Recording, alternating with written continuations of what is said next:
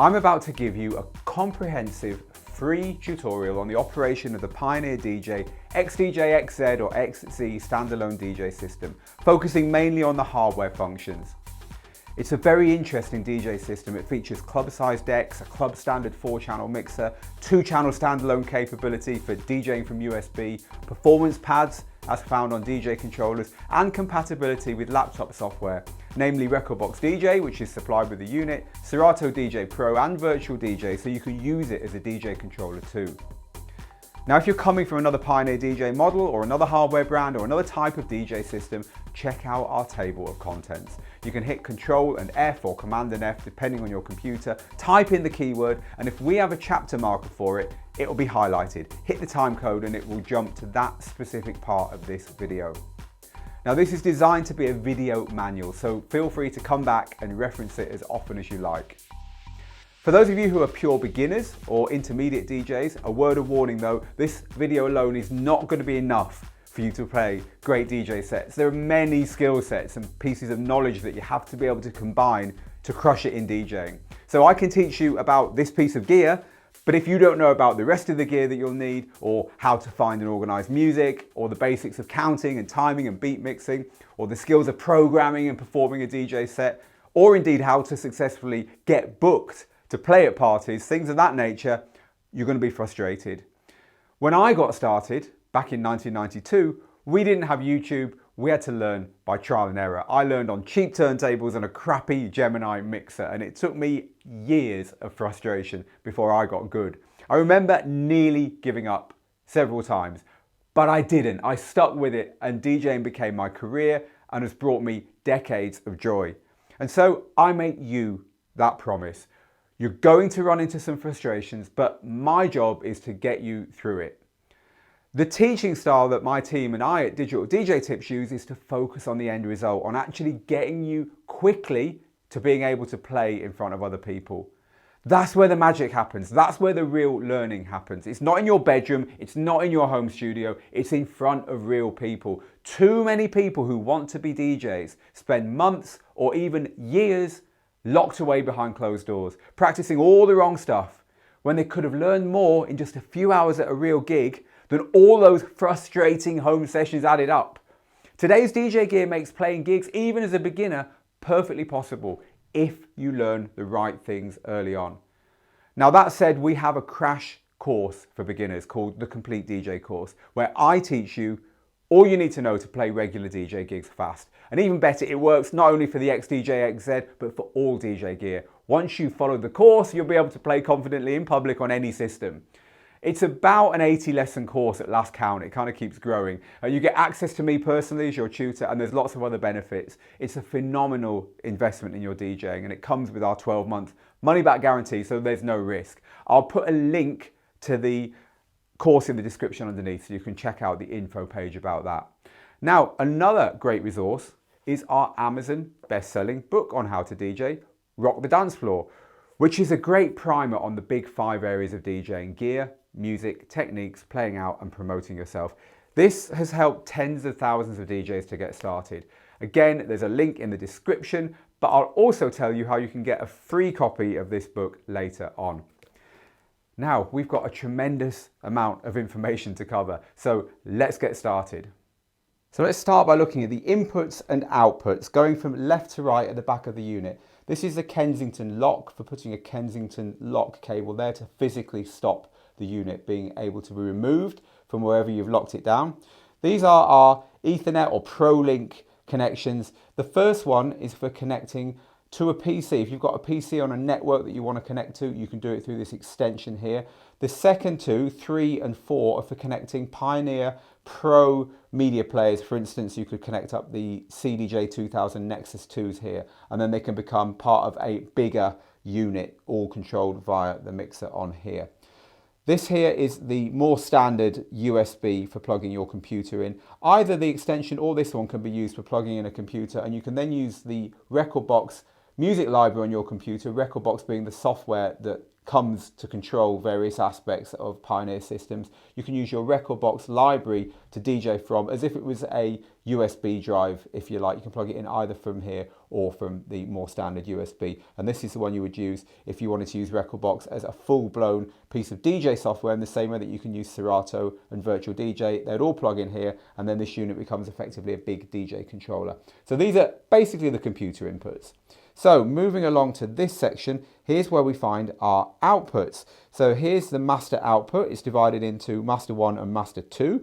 This is a balanced output where you can plug XLR cables in for long reaches without signal degradation. Often you send those off to a PA system or something like that. This is for the shorter, generally RCA cables, where you don't need to run them over a long distance, maybe to plug into studio speakers or bedroom speakers or something else of that type, where you're just using a standard red and white audio cable, which I'm sure you've seen. This is the booth output. This has got a separate volume control. That's the way to think of it. It's got its own volume control on top of the unit. These are balanced jack outputs this time, so you get a whole selection here. Depending on what leads you've got, you might sometimes end up using the one that works. But this one is, again, for speakers that are nearby. And in a pro environment, this will be the DJ booth speakers, hence the name, whereas one of these will head off to the master speakers. So this here is a unbalanced send, which will take the channel that you've got the beat effects on the mixer. We'll get to the mixer a lot further on in this video. The channel you've got those set to, send them out to something external. You might have a sampler or an effects unit external. This is quite a specialized use, but it is there for DJs that do carry external stuff. And then you can feed the return back to one of your channels that we're about to get to, should you want to use something external like that. Right, before we move on to the inputs then, let's just talk about this here. This confuses some DJs. This is the ground. This is literally just a ground. It's like a third pin on a plug, on a wall socket. And this is for grounding turntables. Technics turntables generally is the only brand that still has this third lead on the turntable output. We'll connect up to here. You can connect more than one turntable to here. There might only be one ground, but you can connect both your turntables if you're using turntables to here. It stops buzz and hum on the input signal. So that's what that's for. So here are our inputs. We've got two channels of input here. Channels 3 and 4 on the mixer can take an external input. And your choice is of phono or record deck, just another word for record deck, and line inputs, which is another word for CDs. Pretty much anything else that isn't a record deck. So you would plug one or the other into these. So this is channel 4, this is channel 3, which correspond to mixer channels up there, and you'll choose either a record deck or generally a CD player or something will plug into these. So the difference is that the phono inputs are made to take a much lower volume input, and then there is an amplifier, a little preamplifier they're called, phono preamplifier, built into this unit that will boost that signal so that it can then go into the mixer at the right volume level, whereas the line inputs don't have that because they don't need it, because that goes on inside your CD player or tape player, whatever it is that you're plugging in. So that's the difference between the two, and you have to make sure you plug into the right socket depending on what you're using, otherwise it can sound terrible. The final set of inputs here is this one here. It's an auxiliary input. It's just an extra input with limited control on the unit, but this is for plugging in something like, for instance, your phone. If you want to use your phone as a backup source or a tablet as a backup source, that would plug in here. So moving along, here are our two microphone inputs. These are both what are called omni jacks. That means they are an XLR microphone input, the professional balanced microphone input, but also a mono jack can plug into this hole in the center as well. So you can plug both types of socket into this both types of plug into this rather clever socket. Finally, here is our IEC or kettle lead AC input. There's a transformer in here, so it's just a power lead straight to the wall. There's no external power brick or anything here. That plugs in there. And here's our on-off button. So let's take a look around the front. So there's actually very little to see here. In fact, we've just got our headphones outputs. You've got an 1/8 inch and a 1/4 inch jack headphone output here.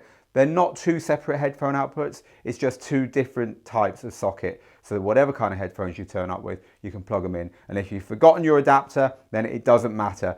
All DJs forget their adapter at some gig or other, and nowadays most DJ equipment puts both type on there, so it doesn't matter. And finally, at the top right of the unit are our two USB sockets. This is where you will plug in generally your USB pen drive. You can plug hard drives in here as well. And these two do slightly different things, which we'll talk a little bit about when we move on to them later in the tutorial.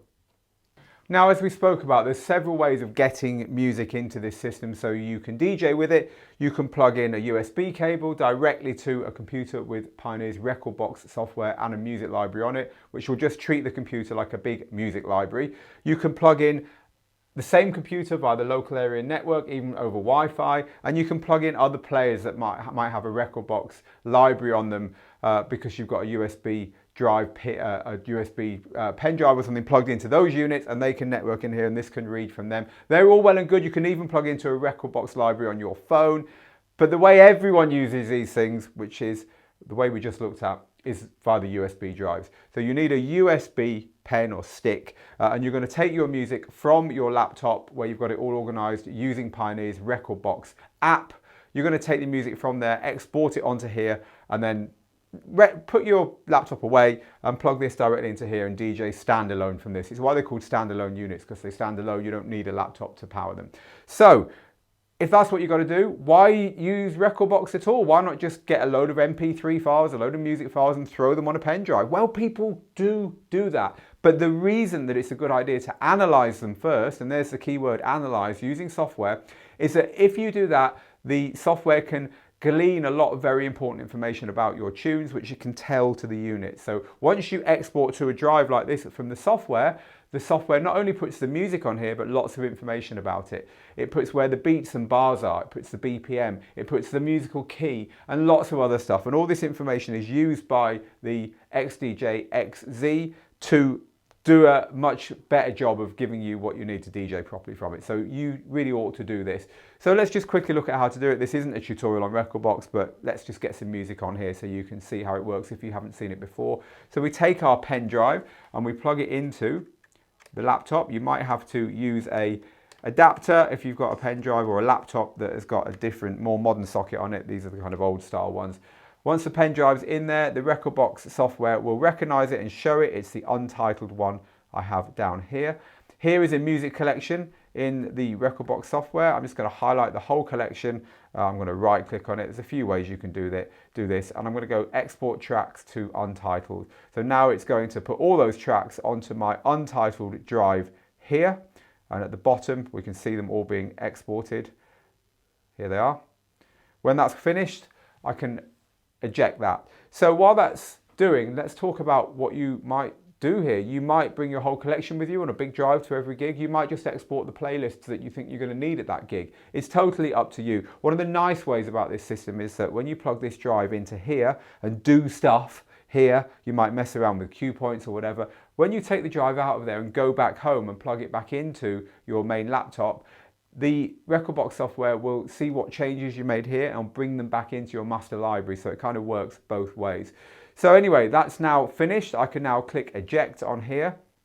And as soon as that's finished unmounting, I can take this, close the laptop, don't need that anymore, arrive at the unit, and I can plug this into here. And by plugging this into the USB here, USB 1 starts to flash on the unit, and I can press that and everything loads. So that is how to get your music into the system. I'll show you all the buttons and what I just did there in a lot of detail in a little while. To eject a USB drive, you hold down the USB stop button and it flashes the light. Now it's safe to eject when the light's gone off, which is the reverse of what happens when you plug it in. The light flashes and then goes solid to tell you it's been mounted.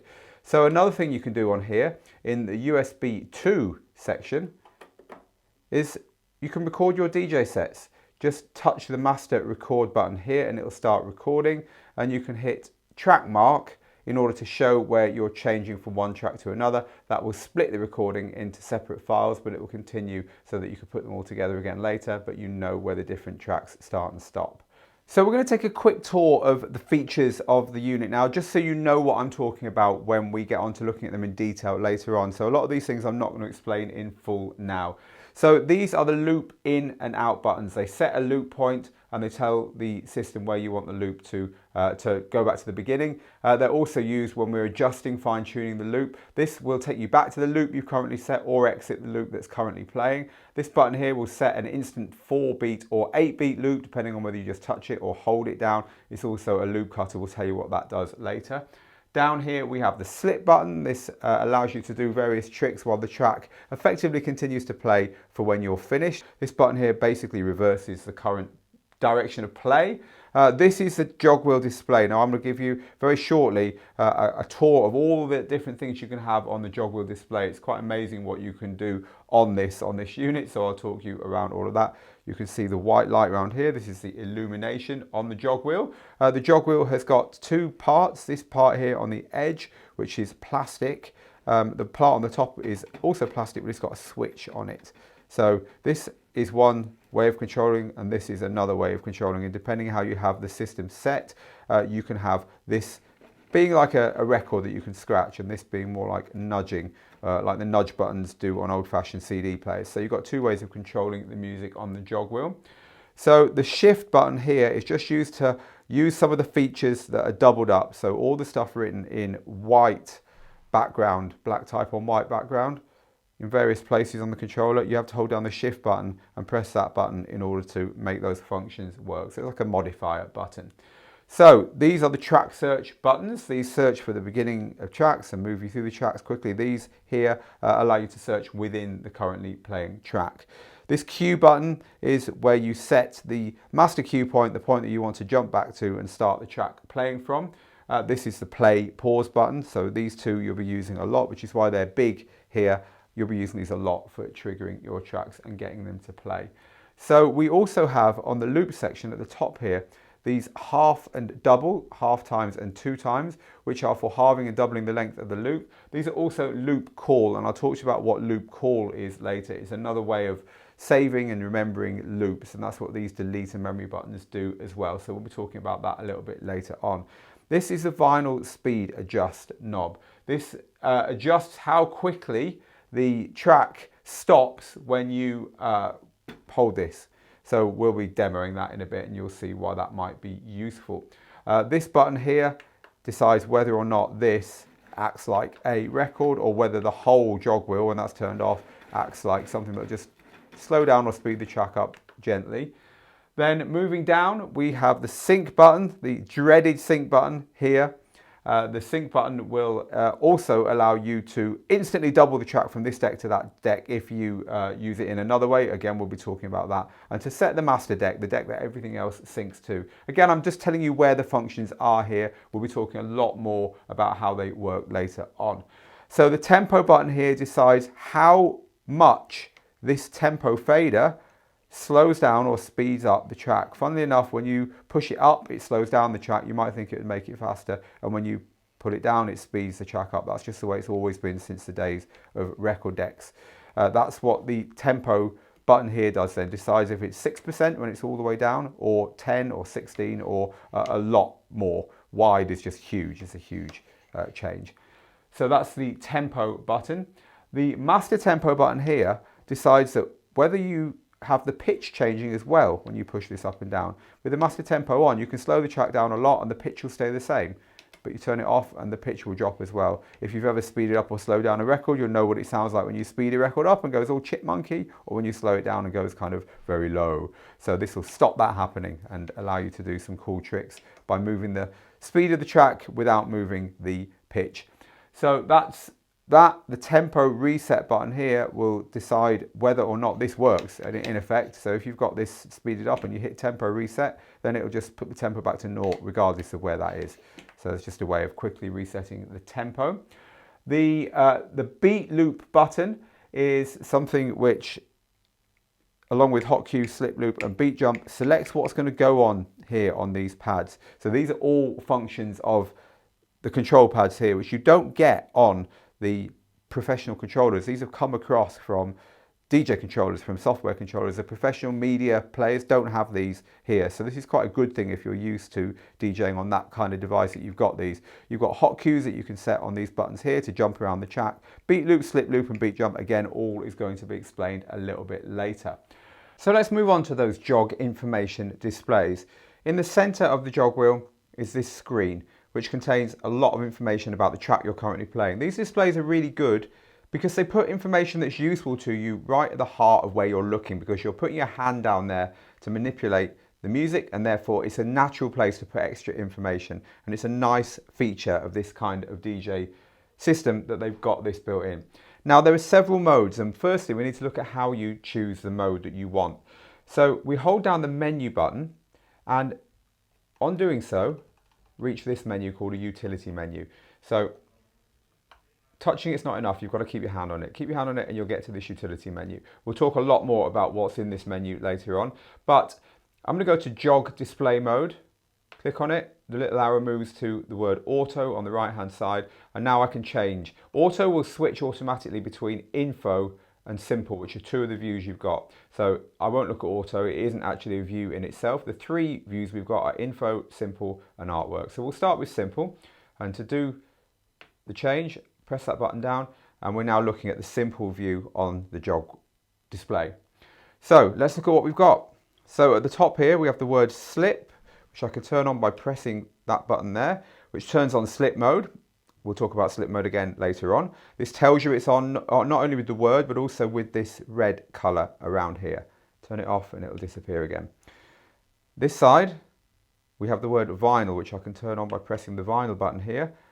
Vinyl is now lit up here, and when you see we've got blue. So if I put slip on as well, we get the blue and the red color. So you get a visual color that tells you you've got slip mode for red and blue for vinyl mode on there. Vinyl mode is something we'll touch on again later on. So this word mode doesn't do anything, it's just telling you that these are two modes that we're altering here. So in the middle is the artwork. That's why we have a picture of Joey here, who is one of our tutors and also the person who wrote the track that I've got loaded onto this deck. So the artwork from your tracks will appear there if you add them to your tracks. If you're a visual person, it's nice to have the artwork on display there. Now, if I press the sync button on the deck, sync lights up here to tell me that this is now in sync. And if I press the master button here, master lights up as well, which tells me this is the deck that the other deck is syncing to. In other words, this is the master deck, this is the one that's in charge. So I'll press play now. This is telling me that the track is playing, and indeed if I were in vinyl mode, I'm controlling that track. It's like a record, like a marker on a record. That's showing me that the track is playing. I can also jump to this, which is a cue point. This is my master cue point, this red line here. See, the track is starting from that cue point now as I press the button here. There's a visual indication of the cue point. And I could have Hotcues set as well. And the Hotcues, again, have a visual indicator. You can change the colors of these. Hotcues are by default green, but I'll talk to you about how to change the colors of these later on. So we've got markers here for where we are on the spinning record, if you like, and also where our cues and Hotcues are set. So we'll move on now to the info display, which builds on what we're looking at here. Again, we'll go back to the button here and select info. So here we have the artwork has shifted to the top.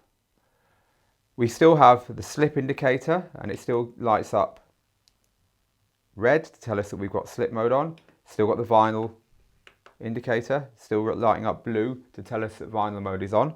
Now we have the musical key. This is in C minor. This is telling me the key of the piece of music that I've got loaded. We also have a waveform here, which gives us a chance to have markers, which is what these are, of where we've got our cues and Hotcues set, and also memory cues. Memory cue is a different way of saving cues, which we'll talk about a little bit later on. So just imagine this is your full waveform of your track. Your cues will be marked on here with a letter to tell you which one it is, which is a nice, useful feature. Again, we have playback. Again, we have markers showing us where our cue points are set in regards to the rotation of the jog wheel. And we also have here the number that tells us how far into the track we are. This is currently 39 seconds into the track and it's going up. Over here on the main display, which we're going to get to talk about in detail, it's currently counting down how long is left. But I can tap on there. Now on the main display it's counting up, and on this display it's counting down. So you get the chance of choosing how you have that set depending on what's more useful to you to have in those two places. We also have here a percentage speed of where the tempo fader is set to on the track. You can see that not only is the tempo of the track here changing, telling me that the tempo is going up and down as I move the tempo fader, but also the percentage of how much that has changed as well. So we get the BPMs and the percentage off center there. If I press loop, it will tell me how many beats are being looped.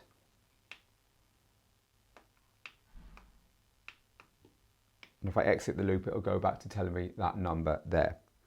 So that is the info display, which is telling you a lot more than the simple display. And the third display, very simple, is called artwork.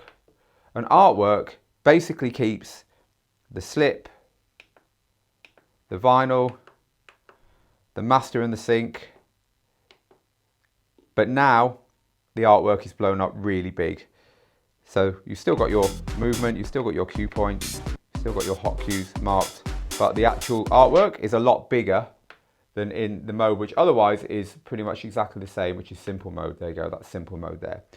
Not really much of a difference between those two. Personally, I think if I were going to go for that mode, I'd stick with the artwork one and have the artwork nice and big.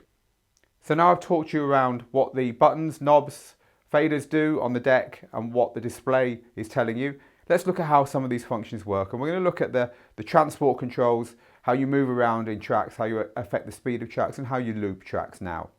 So at the very beginning, playing and pause is done by pressing the play pause button, starting and stopping our track playing for us. We can also move through the track by using the search buttons. That's scanning quickly through the track, and you can see that the waveform on the display is showing us that. And you can speed that up by holding down the search button and moving the jog wheel as well. It will just move even quicker through your track for you if you're in a hurry to get to somewhere.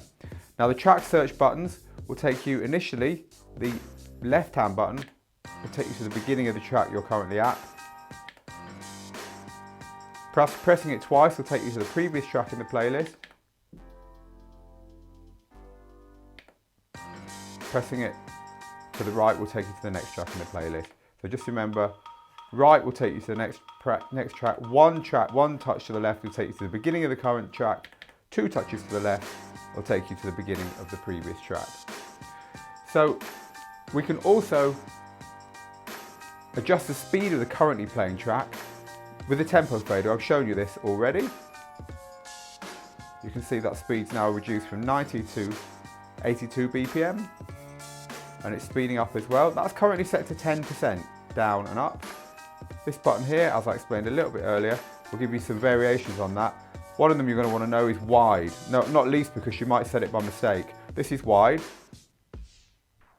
It will literally stop the track playing. So if you can't get a track playing with the play pause button and you've no idea what's going on, see if you've got the wide tempo fader set. Giving you a massive change in BPM. That's double the speed it should be at. And that's literally stopping the track dead. And your selector there will cycle through 6%, 10%, 16% and wide.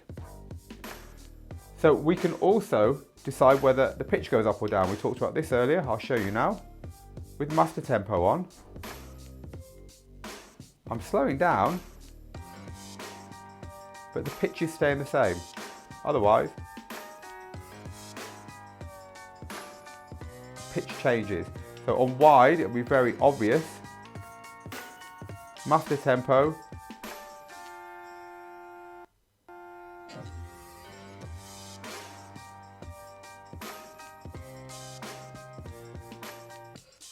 You can hear that pitch just isn't changing, but of course if I had the master tempo off, then the pitch is going to change at the same time. Now you can play in reverse. Playing in reverse simply involves pressing that reverse button. The track is now playing backwards. And press it again, and the track will go to play forwards again as well. Now let's look officially at the Jogwheel functions then. The Jogwheel has 2 functions. The top of the Jogwheel, when you're in vinyl mode, will let you scratch the track. It's like controlling a piece of vinyl, hence it's called vinyl mode. If you turn vinyl mode off, then the top of the Jogwheel will just slow down and speed up the track, as will the edge. of the jog wheel. The difference with vinyl mode is you need to use the edge if you want to slow down and speed up the track in the way I'm doing now, because if you use the top it will do this, but if vinyl mode's off, the whole jog wheel will exhibit the behaviour that the edge exhibits in vinyl mode. So the next thing I can show you is what's called frame search. Now frame search is quite an interesting function which comes from the old CD players. If I turn vinyl mode off and press pause, you can hear it's repeating a tiny bit of the track over and over again. It's about 7 milliseconds of the track, and then you can use this to adjust where you are in the track. You can use this for setting cue points in exactly the place you want, and some people who are used to using old CD players, they like this. They like to be able to hear exactly where they are in the track. In vinyl mode, you don't get that when you're pausing a track. You only hear it when it's moving. So if you ever hear that when you've got a track pausing, and again you think what's going on, it's probably because you've got vinyl mode turned off, and this is a feature, it's not a bug. Okay, let's talk about the jog wheel itself, making how this feels different. So the jog wheel has an adjust control here. It's actually mechanical control. You can feel the mechanics going on underneath. And what this does is adjust how much tension there is in the jog wheel. At the moment, if I spin the jog wheel back, it's stopping immediately. See that? There's a lot of tension in there. If I turn the jog wheel adjust to light, and now I spin the jog wheel back, it's a lot looser. Now different DJs like this set in different ways. If you're the kind of DJ that likes to do the big spin back at the end of your set,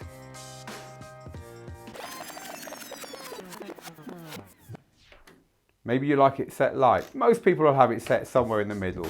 It gives a nice firm control, but you've got a little bit of spin back if you want it. About a third actually is where I like to have that set. It's personal choice. Now another thing that's personal choice is the vinyl speed adjust. Now vinyl speed adjust lets you decide how quickly the track speeds up when you hit start and slows down when you hit stop. Now I'll tell you right up front, I don't understand anyone who would want the track to do anything other than start immediately when you press play, right? You want that to start when you want it to start. This is really about when the track stops. You can set in the utilities different settings for this if you really do want the track to start slowly when you hit play. As I say, I have no idea why anyone would want to do that. So let's talk about how you can adjust the speed that it stops at. So currently, you can hear it's stopping. It sounds like a piece of vinyl stopping, right? There's a little bit of a slowdown.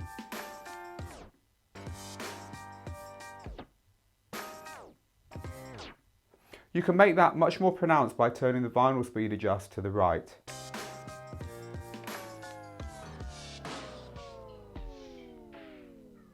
It's a great way of ending a night. A very classic way of ending a night. It's just to have that effect like turning a turntable off. A little bit annoying otherwise in the night. Now if you want it to stop dead, with none of that lag, you turn it all the way to the left. Again, most people, they like a little bit of it. Me, about halfway I think. But you have that knob there so that you can adjust that.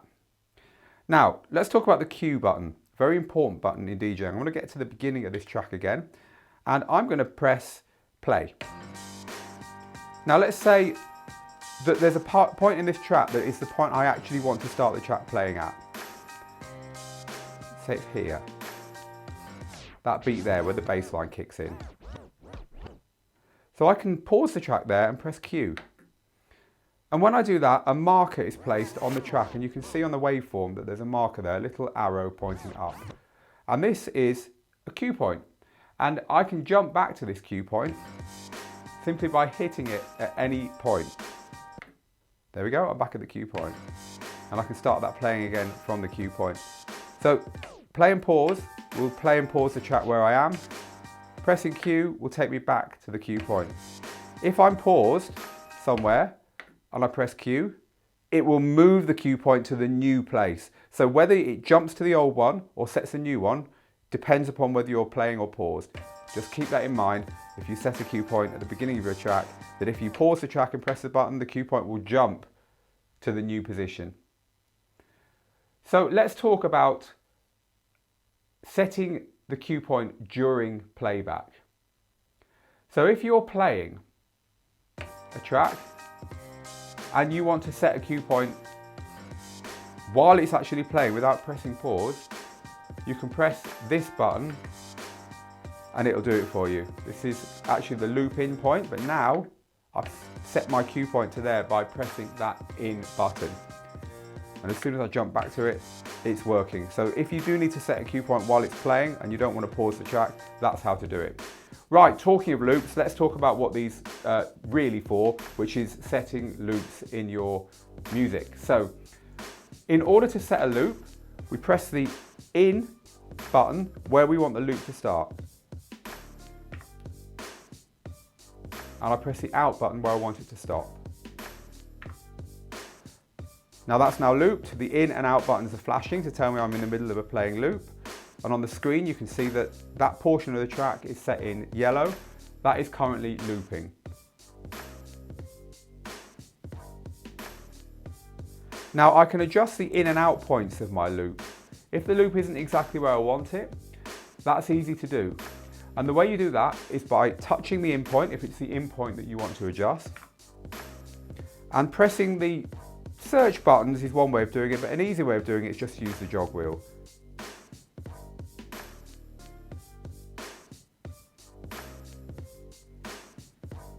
You can see it's allowing me to alter the in and out point a little bit there. And the out point, you just do the same thing.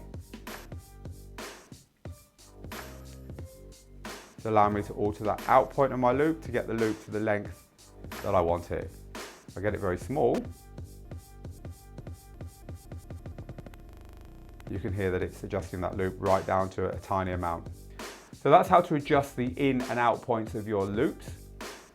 If you want to cancel the loop, you've had enough of that loop, you just hit this button here. That's now exited from the loop. And you can return to the loop simply by hitting it again. It's called reloop. So it's now returned to the beginning of that loop and it's playing that loop again for me. Let's get out of there entirely. Now, if you just want to set a very quick 4-beat loop, you can touch this button here. And that's set an instant 4-beat loop for me there. And I can press the exit button to get out of it again in the way that I just showed you. You can actually set an 8-beat loop just by holding that down and keeping your hand on it. And then after a beat or two, it realizes that you've kept your finger on it and it sets you an 8-beat loop as well.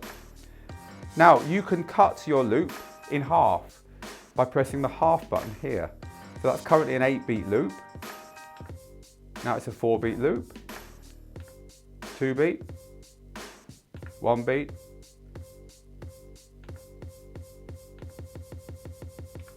and I've got out of that loop there as well. And you can double it by pressing the other button if you want to double the size of the loop as well. And actually you can halve the loop by pressing this button too.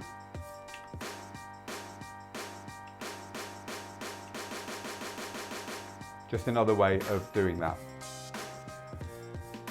So you can get to the beginning of a loop that you're currently in. Let's just set another loop. Let's set a 4-beat loop.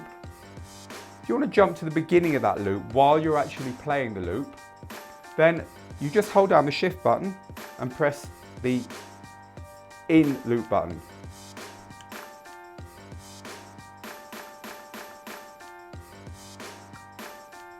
Kind of treats the beginning of your loop like an impromptu cue point. It's an easy way of getting to there. Now, just to let you know, you can't do it on this unit, but in your Rekordbox software, you can set what's called an active loop, and that's a loop, say, somewhere near the end of the track, that will always trigger when the track reaches that point. So you can set that in the software. So it's a really good thing to do if you've got a track that ends very suddenly, and you just want to loop the last bit of it so that you don't accidentally let the track play out before having something else ready to go.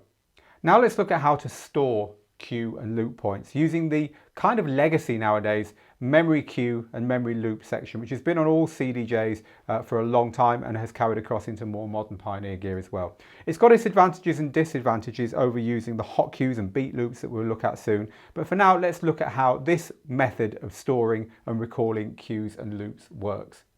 So when we are playing a track and we want to add a cue point, let's say we want to add a cue point there, we're going to press the cue button, right? We know that.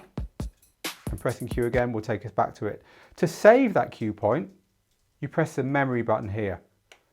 That's now saved. The memory light flashed up there to tell us.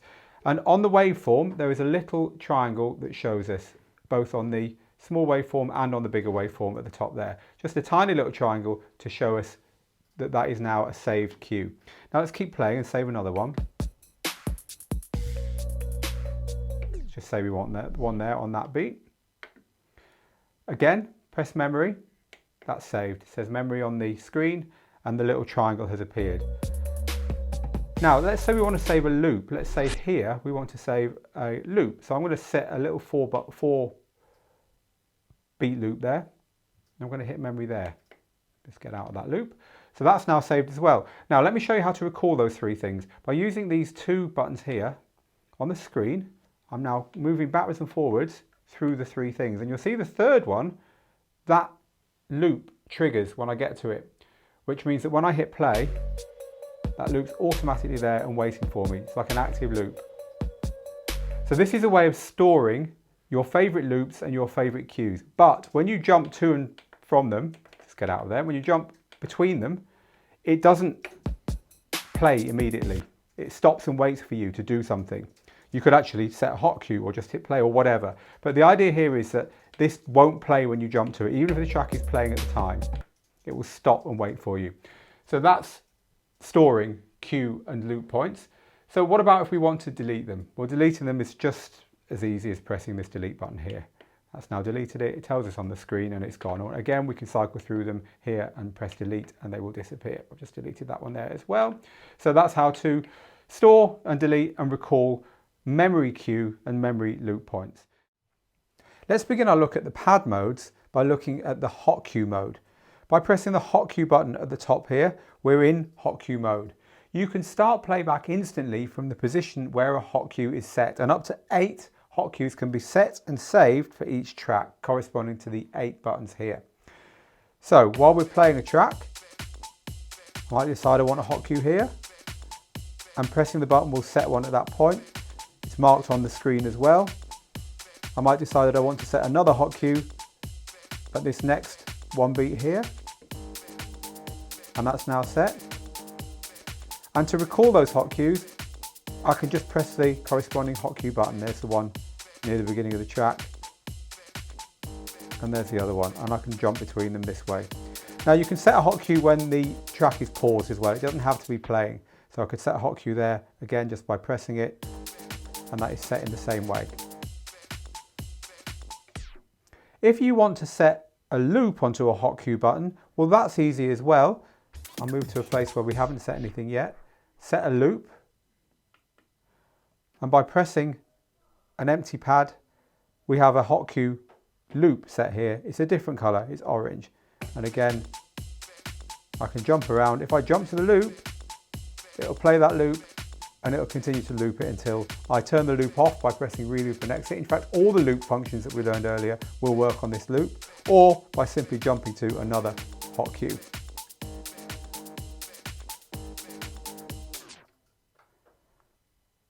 To delete a Hotcue or Hotcues, hold down Shift and press the one you want to delete. We can delete them all here. Those slots are now free, ready to set new Hotcues to. Now you can change the lighting colours here. You might want to have different colours for each individual Hotcue, and that's possible by going into the utility menu. Hold down Menu until the utility menu appears, and then use the encoder to move down to Hotcue Colour. Press the encoder down, and then we can move between off and on in order to choose whether the Hotcues get individual colours or not. I'm going to set that to on, and now down here on our track, when I set Hotcues, they all have an individual colour.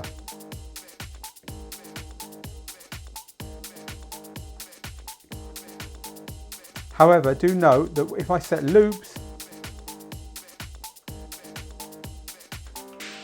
let's loop this section here, they'll still be orange, no matter how many loops I set. Set another loop. So it's only the actual Hotcues themselves that get the new colours.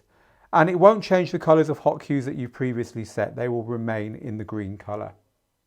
Now the cool thing about Hotcues is that when you move away from the track that you're currently playing and load something else, here's a track with no Hotcues. Now if I go back to the track that I was currently playing,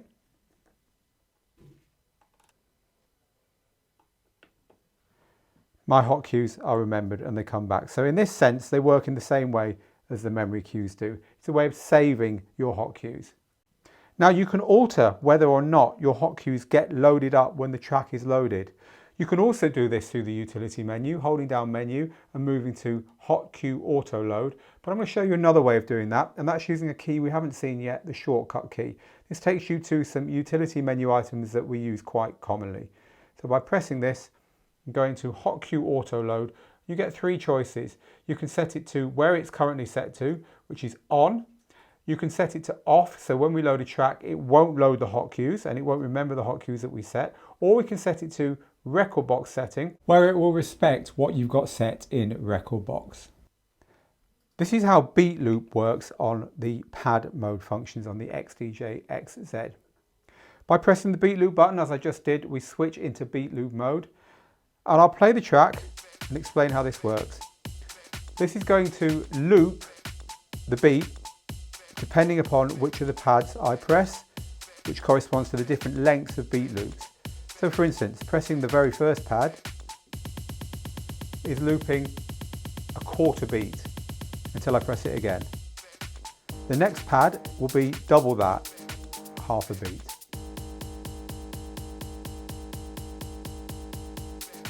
And the next pad will be one beat. And the next pad 2, 4, 8, 16, and 32 beats. And pressing it again will turn it off. Another way of cancelling loop playback is to press the reloop exit button. But it's probably easier just to press the beat loop pad that you've pressed. This is how beat jump works on the XDJ-XZ. With beat jump, the playback position can be moved according to the length of the selected beat, and you get 4 beats to choose from. 1 beat, 2 beat, 4 beats and 8 beats. Pressing beat jump as I just did moves you into the beat jump function.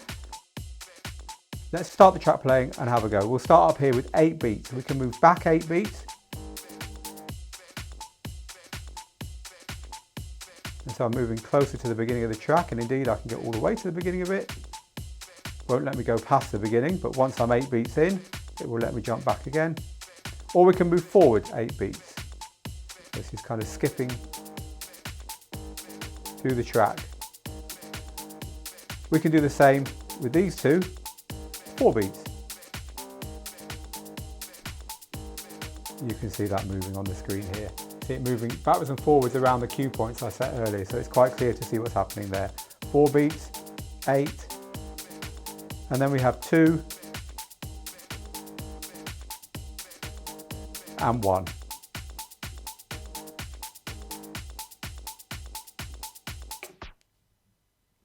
Loop move, which is nothing more than beat jump with a loop on, will let you move the whole loop around.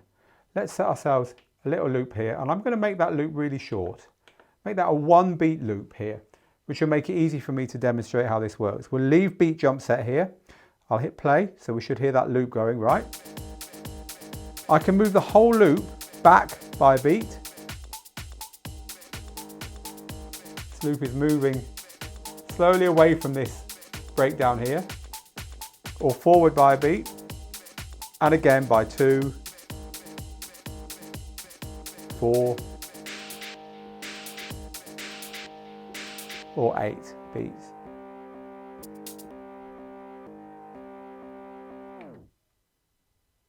Now let's talk about slip mode before we move back and talk about slip loop, the final function on the pads. It will be easier to understand slip loop once you understand slip mode. Now the first thing to know about slip mode is you need to have vinyl mode on.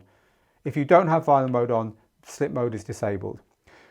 Pressing slip mode means that when I press play on the track plays like normal. But if I do something with the track now, the track will continue to keep track of where it would have been had I not done that thing. The easiest thing to do is just to pause it, okay? So let me press pause.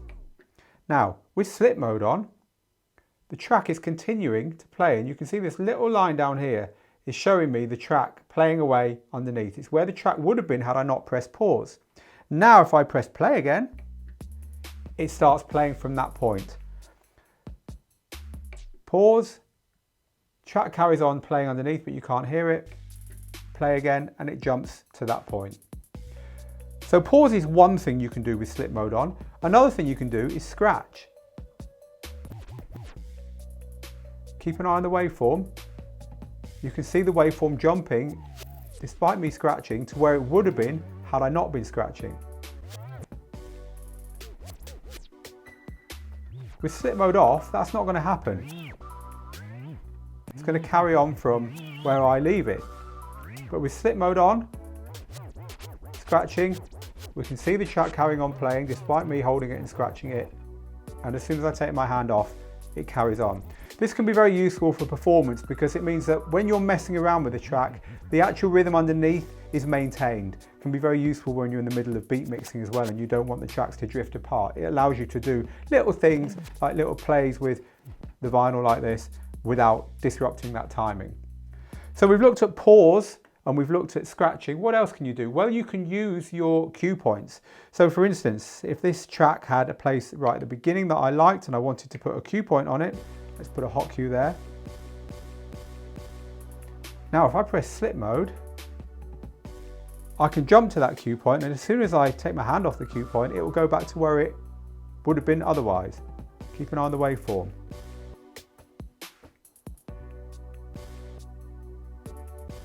This can be useful when you want to chop up little bits of a vocal and have them on cue points, because as soon as you take your hand off the button, it will jump back to where it would have been, and you can get some nice effects that way.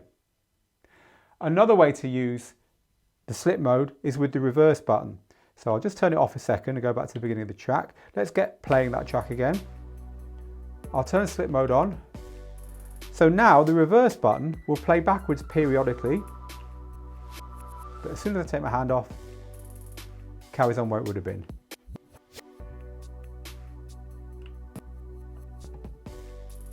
Without slip mode, reverse will just go backwards until I press it again, and then it'll go forwards from where it is. And this is with slip mode on. This is sometimes called Censor, the combination of slip and reverse, and it can be very useful for stopping cursing and swear words going out live, because as soon as the curse word appears, you press slip and then reverse, and then it goes backwards just for the time that that curse word would have been playing, and when you take your hand off the reverse, it's gone past it and it carries on like normal. You've been noticing me pressing slip mode one more time to cancel slip mode, and that's how you do it. You just press the button and it will forget about slip mode. So that's how you turn it on and off. So now we understand how slip mode works, I can talk to you about how the final pad function slip loop works. So there's a couple of ways to use slip loop. When slip loop is turned on, as it is here, and I'm playing the track, the buttons are similar to what the beat loop button did, except, you guessed it, slip is also turned on. So holding down this one here gives me a very, very small loop. You can hear it. When I take my hand off, it will jump to where it would have been.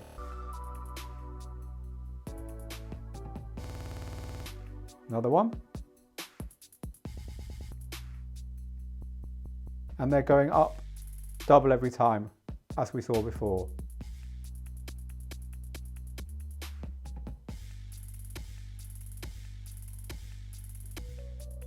Now these two are lit differently, and the reason they're lit differently is that they do a slightly different thing. These have different non-double or half loop lengths, and they're quite useful for musical effects. But just bear in mind that these are not going to be double and half each other. They're more corresponding to musical triplets.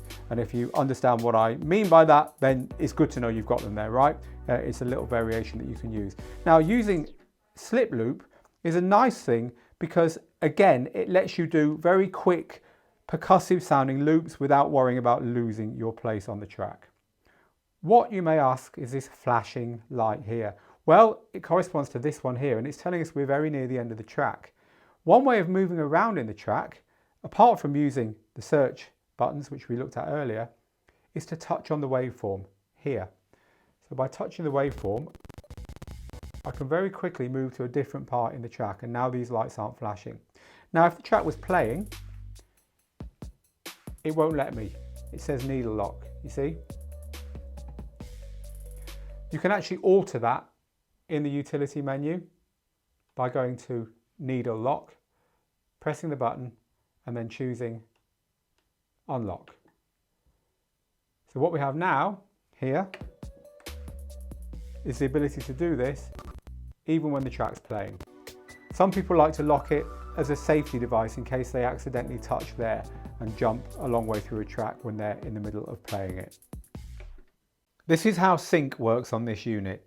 I've loaded a track onto each deck, and these tracks are at different BPMs, and we can tell that by looking at the BPM. This is 125 beats per minute. This is 128 beats per minute. That means that they're not going to sound good together. That's track 1. Let's start track 2 playing.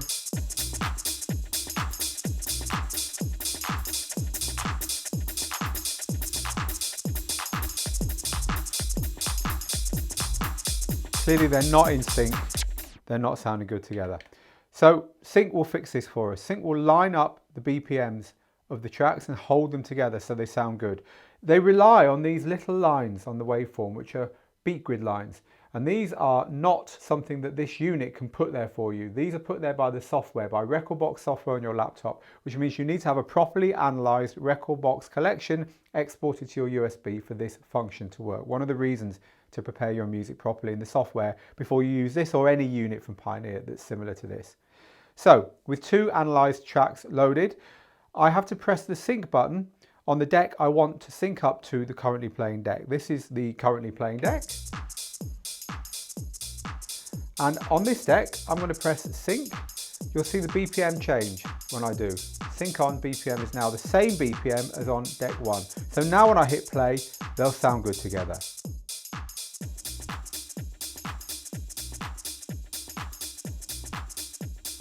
There's one, there's the other,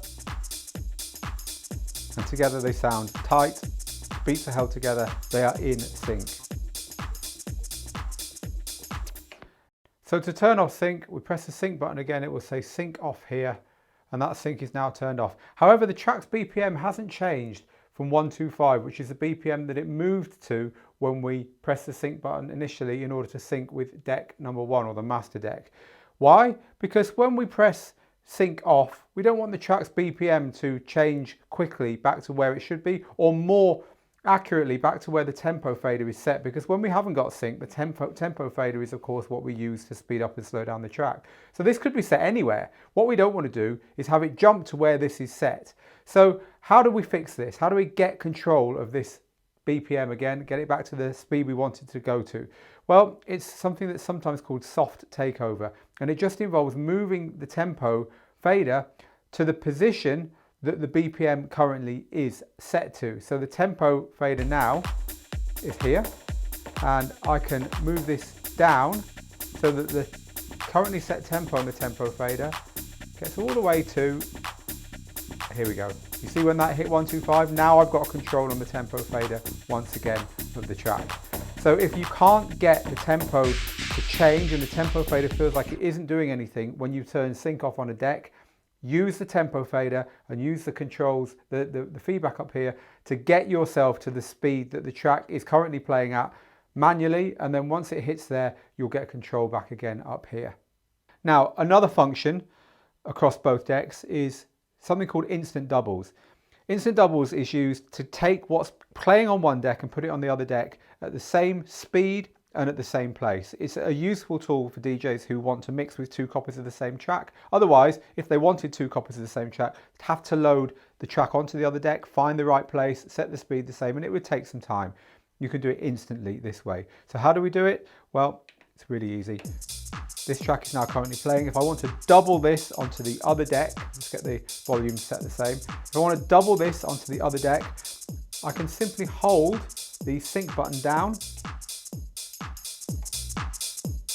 and you'll see it's copied the track onto the other deck at exactly the same place in the track. See on the main waveform, exactly the same place, and they're now playing together.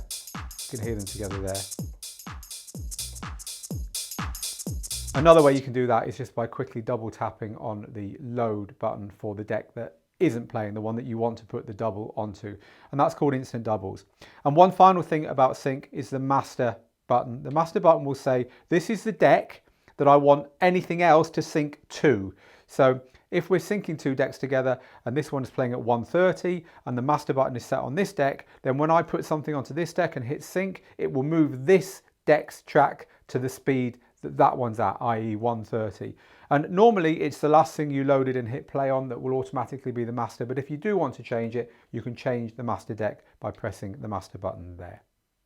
I'm going to quickly talk you through the browse section now. We'll look at these functions in a lot more detail a little bit later on, and some of them you've already seen, but this is the official look at what's going on here. I'll talk you around the controls, and then I'll also talk you through what's going on the screen.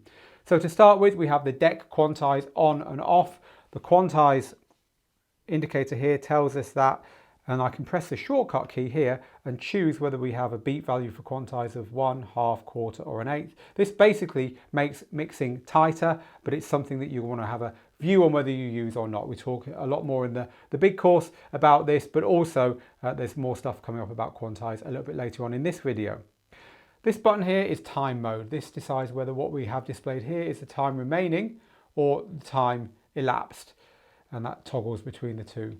We can turn auto cue on and off here, which is something we talked about earlier. You can see the auto cue indicator here to tell us that that is currently on, which works with memory cues.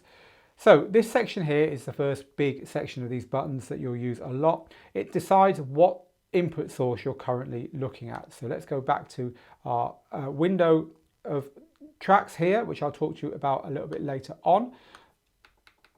Here we are. And USB 1 is where we're currently selected. USB 2, there's nothing plugged in. Link allows us to control this unit with a laptop running DJ software, and Rekordbox allows us to access Rekordbox libraries on other devices with the unit being in control. So that's all your input sources there. We'll go back to USB 1 now. Browse toggles the browser on, and then we can use the rotary selector to move into the various ways of browsing through our music here. When we're in our music, we can do various things. Menu will give us a menu of different ways of sorting our music, for instance. Menu is the way of selecting menus for various places in the unit. For instance, another menu would be on link, which allows us, when we're linked to a library somewhere else, to access various things there. But browse is the way to toggle in and out of our browser, so we can choose tracks to play. Tag list is tracks that we've tagged. Now I'll talk to you about how this works later. There's no tracks tagged there at the moment, but just while we're talking about the tag list, here's how you tag tracks and remove the tags from the tracks. As I say, we'll talk a bit more about that later on. Info will give us info on the track that's currently on the active deck. So here it's the track on deck 1, title, time, BPM, key, star rating, artwork if we have it. If I select deck 2, we're going to see the info for deck 2. Now menu, I've already shown you briefly. Hold the menu button down though, and you get to look at all the weird and wonderful and crazy ways of customizing the unit, the decks, the mixer, and some general customizations as well. We've already looked a bit at this. I'll look more at this with you later on. The back button takes you back a level, as we've looked at, I think already in a second ago, like this, in wherever you are on the in the windows of the unit. Down here, track filter is an interesting one. So let's say we're in our playlist, and this isn't a playlist of 17 odd songs, which is what we're currently selected in. This isn't a playlist of just 17 songs, it's a playlist of like 100 songs. And I want to quickly filter it by some criteria. Well, track filter will let me do this. I can turn the filter on and off by pressing it. And here it's telling me there's 17 tracks that are the result of the currently set filter. But until you know how to set a filter, that's not very useful. So to set a filter, hold it down and you go into this filter screen where we can filter by BPM, key, rating, track color. You can set track color in various ways on the unit. We'll talk about that if we have time a little bit later on. And there's various ways of deciding what you're going to filter for there. So for instance, I could filter for BPM plus minus 6% from 120 BPM. Then I could get out of there and then there's 8 tracks that fulfill that filter. I turn the filter off, there's all my tracks again, turn it on, there's the 8 tracks that are close to that BPM. And it's a nice way of slicing and dicing your collection to find what you want to play next. The load buttons here are just a way of loading your tracks. We haven't actually used this because I've been using a different way, but basically so want to load that track on deck 1, go like that, this flashes and it loads onto deck 1. There we go. The way I've been doing it is by pressing this button down here and then choosing from the menu that comes up deck 1 or deck 2 to load the track. Either way is absolutely fine. Let's look at the information display now. This displays enlarged waveforms and also the overview waveforms for the tracks that you've currently got selected. You can actually change the color. These are in RGB at the moment, but by holding down menu, or indeed as a quicker way of getting to it by going to shortcut, you can set the waveform color between RGB and blue. That's back to blue, which is how we've been using it throughout this tutorial. The information on decks 1 and 2 is quite extensive and a lot of it we've actually looked at already. So I'll just try and highlight some of the things that maybe we haven't explicitly looked at. So we have the key of the track showing here. We have the source of the track showing here. These are both from USB 1, which is the only music source that we've currently got plugged in. You can see cues, Hotcues, A and B there, also shown down here. You can see the time left here to get to the next memory cue. This track is actually on a memory cue. You can see the memory cue triangle there, and this is telling us how far we've got until we hit the memory cue or the memory loop.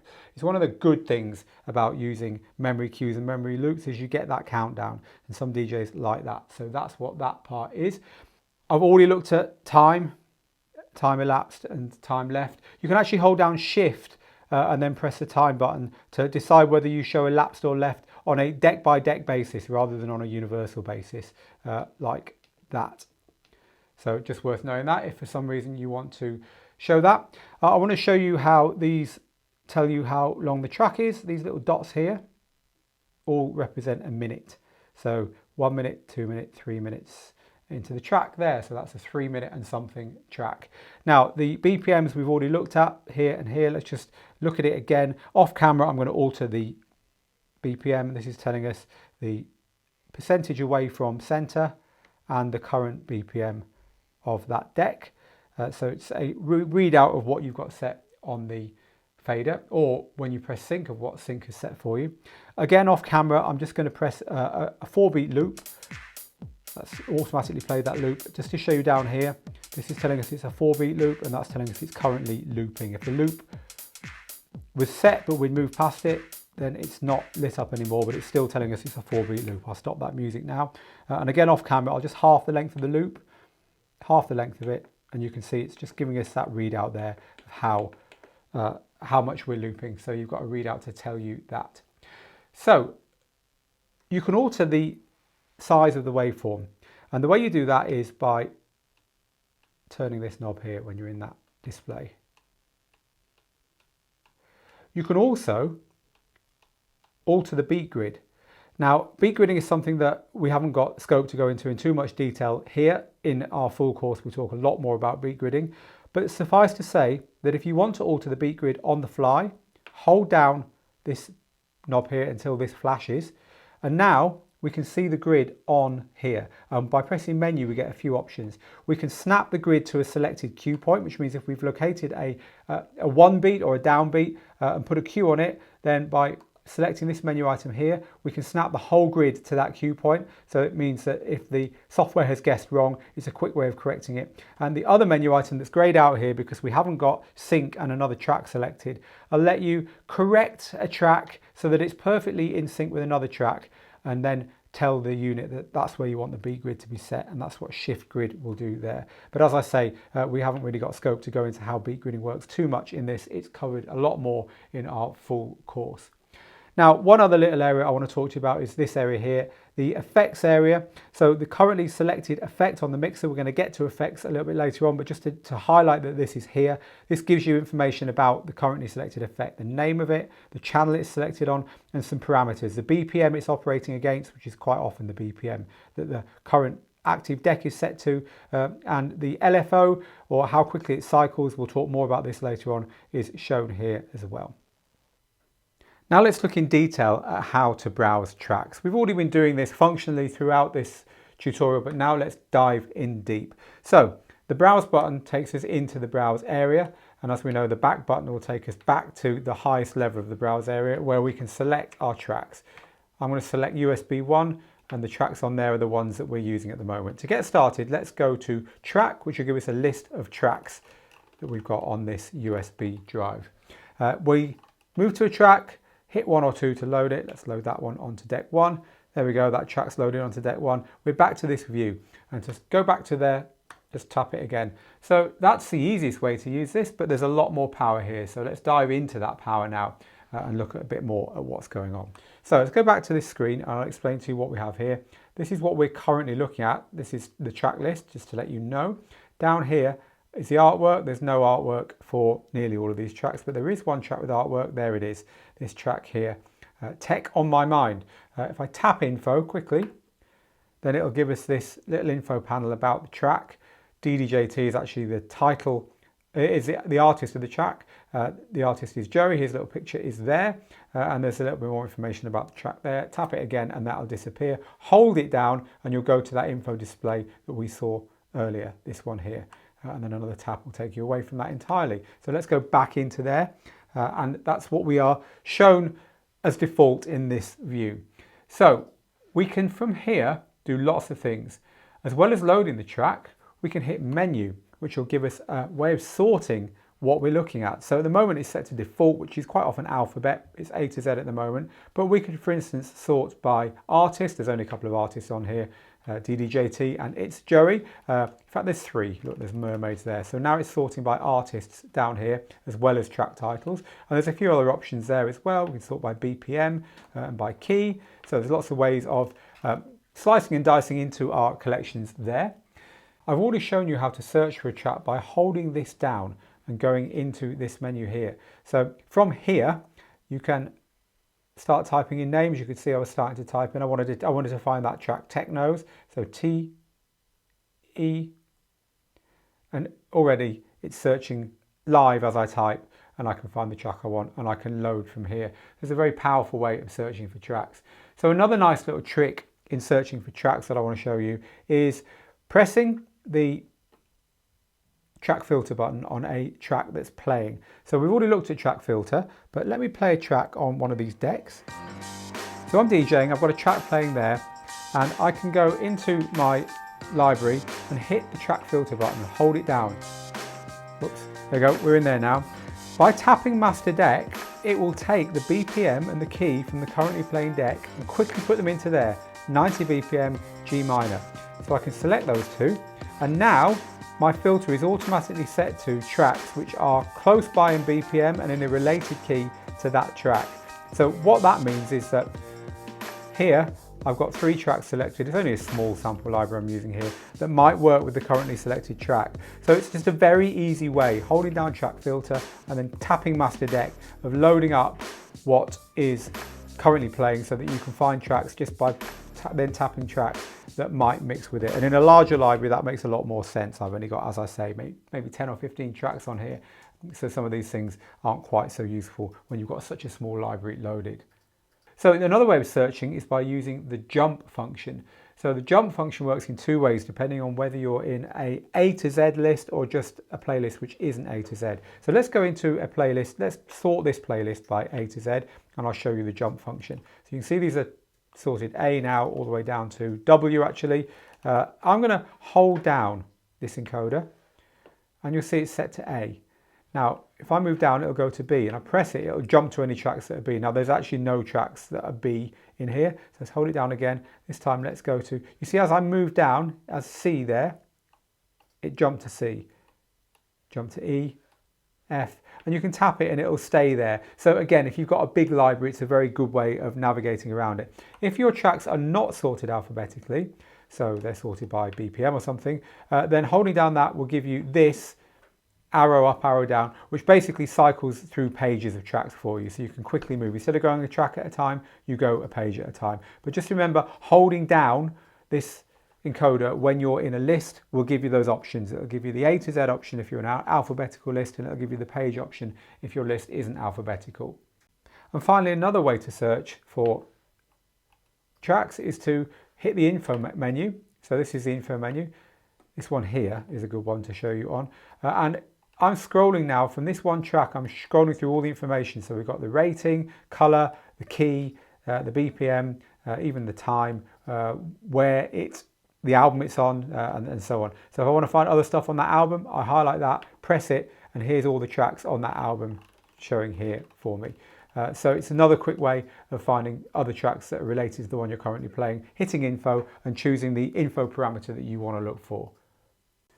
Now, just one more quick thing I want to show you for completeness sake. We haven't actually used this in this video manual, but when you're on a track, let's just go back to our track list. Let's just pick a track, this track here. When you're on a track, you can press menu here, which will give you that sort menu, but there's another menu you can get by pressing the encoder here. And this is the way I've been loading tracks at times in this video manual. But also you have the cue loop list for that particular track. So if you do have cues and loops set on memory cues, they'll be displayed here. There's no memory cues set here. And in Rekordbox, you can actually give them names. So you can say beginning of vocal or mix out point, and they'll all be listed here. And again, you can jump to them from there. So it's a good way of navigating through preset memory cues and memory loops. Now, a powerful feature that a lot of DJs don't seem to use is the history list. The history list is the stuff that you've played previously. And this is a great way of looking for stuff that might be good to play now. So here in history, I've got a list of tracks that I've been playing in this session. There's only 2 of them, wasn't a very long set, but the history list is there, and I can click into it and I can look at what I've played and I can load. So this is good if your USB has been traveling around with you and you've got lots of history on there from gigs that you've played previously. You can go and get inspiration from stuff you've played in the past easily from there. Now I want to show you how to sort a tag list. So a tag list is tracks that it's almost like pulling a track out of a record box in real life, pulling 2 or 3 tracks out of your record box, having those sleeves sticking out of the box to tell you, I want to play these soon. Sometimes it's called a prepare list in digital. Anyway, whatever you want to call it, it's really easy to make one. Back into our main track list then, and I'm going to press tag track here on this track. It's now got a little, gone red at the top here to tell me it's tagged with a tick. Now when I press tag list, you'll see that that track is in there. So back here, let's say I want to play that. In my next half hour, I want to play that, I want to play that, and I want to play that. So now I can hit tag list. All those tracks there are tagged, and that's my currently prepared set that I want to play next. You can add an entire playlist to your folder. You can do this for categories as well, but I'm going to just show you on a playlist just by selecting it, going to your playlist there and just going tag track remove. You saw it flash there. Now all those tracks have been added to my tag list as well. So here's the 2 currently loaded tracks, this one here and this one here. I can even add these if I want. Deck 1's track, deck 1 is selected, click info, click tag track. That's now also been added. It's a way of adding tracks that are already loaded onto your decks to your tag list. And there it is at the bottom. To load from a tag list, you won't be surprised to know you just tap on tag list, choose the track you want to load and click the deck you want to load it onto. You can see here it's telling me that this track is currently playing on the deck because it's got that little play sign there. To remove tracks, hold the button down for longer. That track's now been removed. There's another one removed. That's how to remove tracks individually from the list. To remove them all, when you're on the tag list, tap menu, go to tag list menu here and go remove all tracks. And I've now emptied my tag list. Now there may be times when you want to turn a tag list into an actual playlist. So let's go to our tracks, make another tag list very quickly. We'll have that one, and that one. Here's our tag list. Tap on menu, go back to the tag list menu, create playlist. Okay. I now have a new playlist there, which is my tag list menu, added to my playlists, and back to USB here. Tag list 01 is put into that list. Now you may have noticed on the info page for the currently selected track, that's track 1, that's track or the track on deck 2, that there's this rating here. Now some people use rating to say how much they like a track, others use it as a way of saying kind of how much energy the track has on the dance floor. Anyway, it's really easy to change these on the fly. Hold down this button here and turn it to set the rating you want, tap it again, and the rating's been set. It's very, very useful that, because you can change your mind about tracks when you're playing them. It's just a very quick way of doing it in the moment rather than doing it all ahead of time in Rekordbox. Now, just as we did with the decks, now we're going to have a look at the mixer and the effects sections of this DJ system.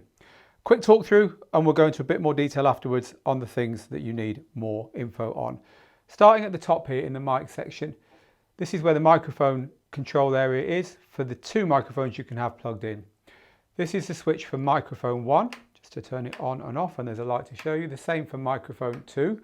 There's a talkover button, which is a feature that will duck down the volume of the music when you're talking on the microphone automatically and put it back again when you stop talking.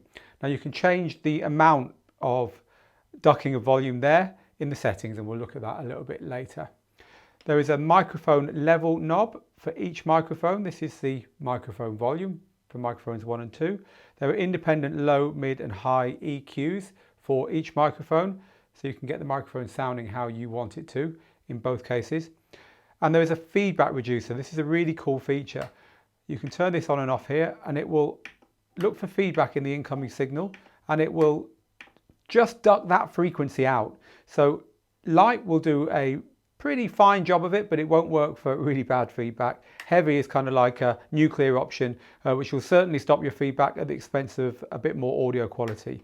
So generally, if you're working with a vocalist or someone who's doing something musical, you're probably going to want to use light because it won't affect the sound quality of the music. But if you're just using a PA microphone to tell people that there's something going on, then heavy is probably better, especially if the person on the mic has wandered in front of the speaker and you can't stop them. So there's your 2 options there. It's a really, really nice feature on this unit. So let's move now to the main mixer. We'll start down here, and we'll basically kind of go in a clockwise direction. So this level knob here is for the headphones. Again, level equals volume. So this is just the volume of the headphones that you have plugged in around the front. This is the headphones mix knob. This adjusts the balance between what the crowd is hearing, master, and what you have selected on these cue buttons here.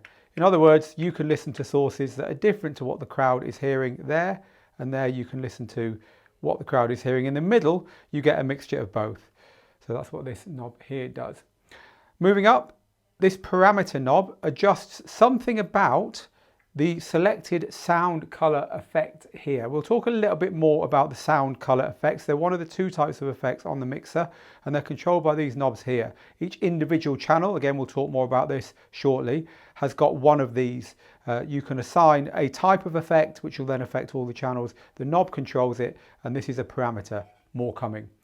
So from here we'll move up to this. It's the trim or the volume knob for the auxiliary input. Auxiliary input is another input you can plug in over and above all the standard ones. You can just turn this off, or you can have one of 2 other options, line or portable. And these are controlled by this volume knob here. This is very good for a backup music source in case everything else crashes and you just need to get some music playing quickly. So moving up, we have the channel input knobs here for channels 3 and 4. This decides whether channels 3 and 4 are taking their signal from the laptop that's plugged in, selectable as we talked about earlier via the link button here, or from one of the line inputs or the phono or record deck inputs around the back, and they can be independent of each other there. So this decides what happens on these channels here. So moving on to the main mixer section, these trim grey knobs at the top adjust the incoming volume of each channel's sound in each of these 4 channels, and they're your 4 main inputs. Moving down from here, we have a level input, and I'll get some music playing on channel 1 now and show you what a level input looks like. This is the level input. These show you the volume of each individual channel's input adjusted by the trim controls that we just talked about, and we'll talk more about this a little bit later. So moving down, you have a 3-band low, mid and high EQ. It's a tone control split across 3 different controls to control the 3 frequencies for each channel. Moving down from there, we'll talk about the effects in a little while, but these are, as I discussed a second ago, where we turn on and off these effects and just decide the amount of effect that we've selected here for each of our 4 channels. These are the cue buttons, which decide, as we talked about just a second ago, whether or not we can hear these when the headphones are set to cue down here through the headphones socket. These are the actual channel faders. These decide whether the music is on or off. Up is for on and down is for off for each individual channel. These buttons here decide whether the channel is affected by the crossfader. The crossfader is another way of turning the music on and off. And these buttons can be set to A or left, B or right, or you can just put them to the middle, to through, and then they won't go through the crossfader at all. If they're on through, that will always put the music on for that channel wherever this is set. But if that's set to A, the music for this channel will only be on when this is set to A. That won't work when that's over there. So the crossfader gives you an alternative way of turning your channels on and off, as long as they're actually on their main fader and set to the crossfader on one of these buttons. Okay, so let's now move on to look at some of the effects going on down here. So this is called the beat effects section of the device, and these effects are different from the sound color effects here. The beat effects are called beat effects because they're tied to the beat. They cycle with the beat of the incoming music, which gives you a very different kind of effect to these ones where the knob controls it and it's up to you how much or how little of the effect you have turned on. So for the beat effects, you have what's called an X pad here. It's like a tiny touch pad, and it lets you change parameters of the effect that you've got selected depending upon the selected effect. And these are always in time with the beat, a fraction or a multiple of the beat BPM or the beat of the currently playing tune. The beat buttons here increase or decrease the effect's timing, and again this will be tied to the beat.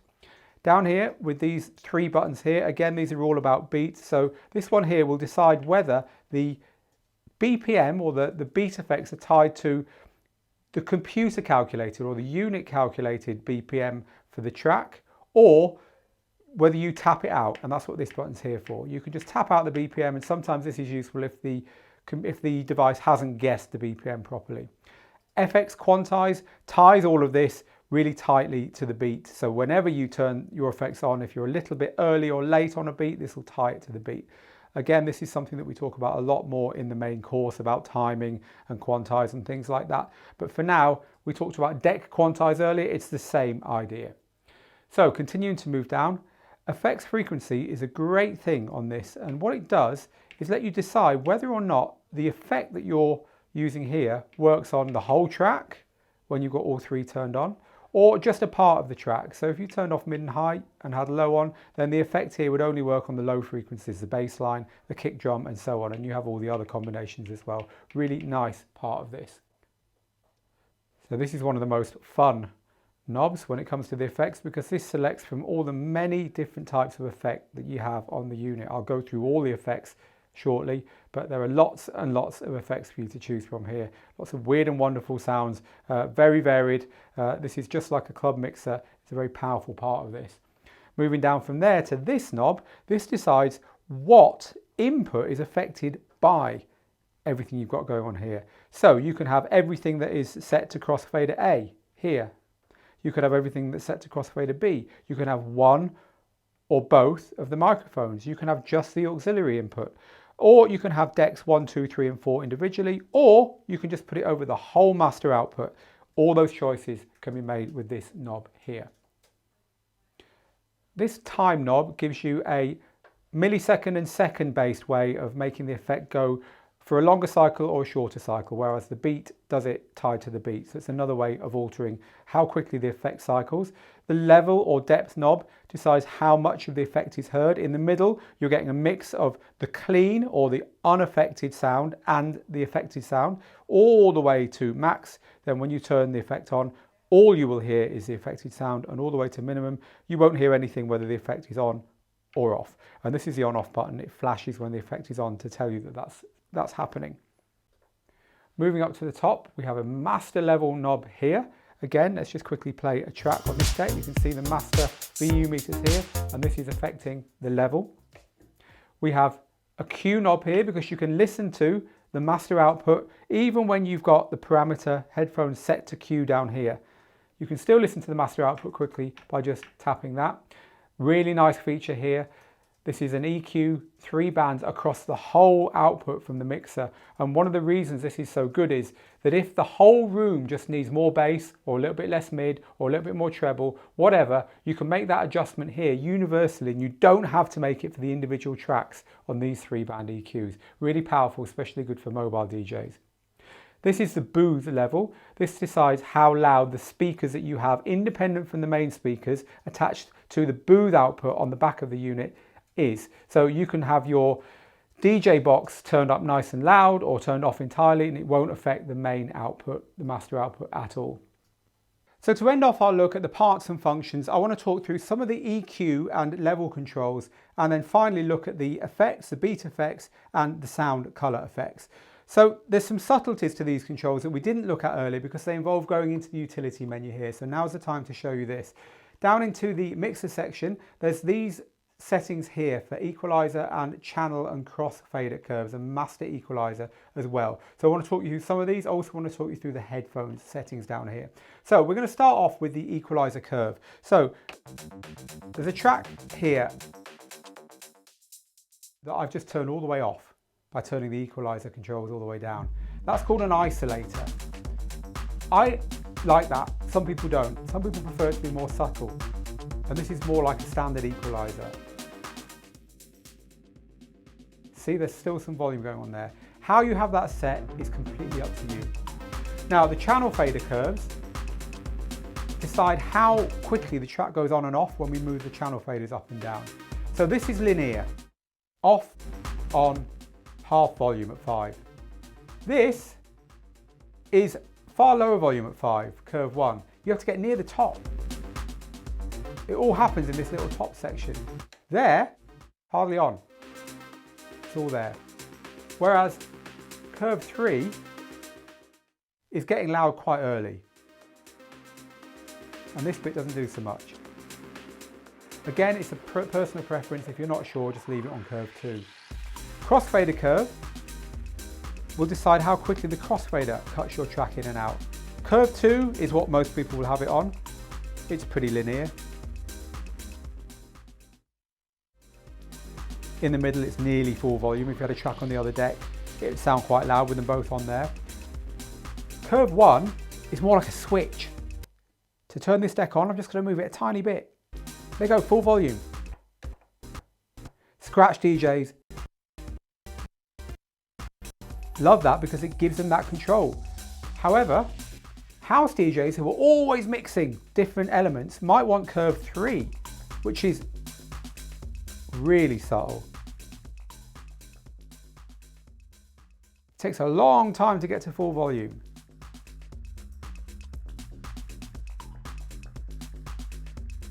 Again, leave it to curve 2 until you decide that you need it to be set somewhere different.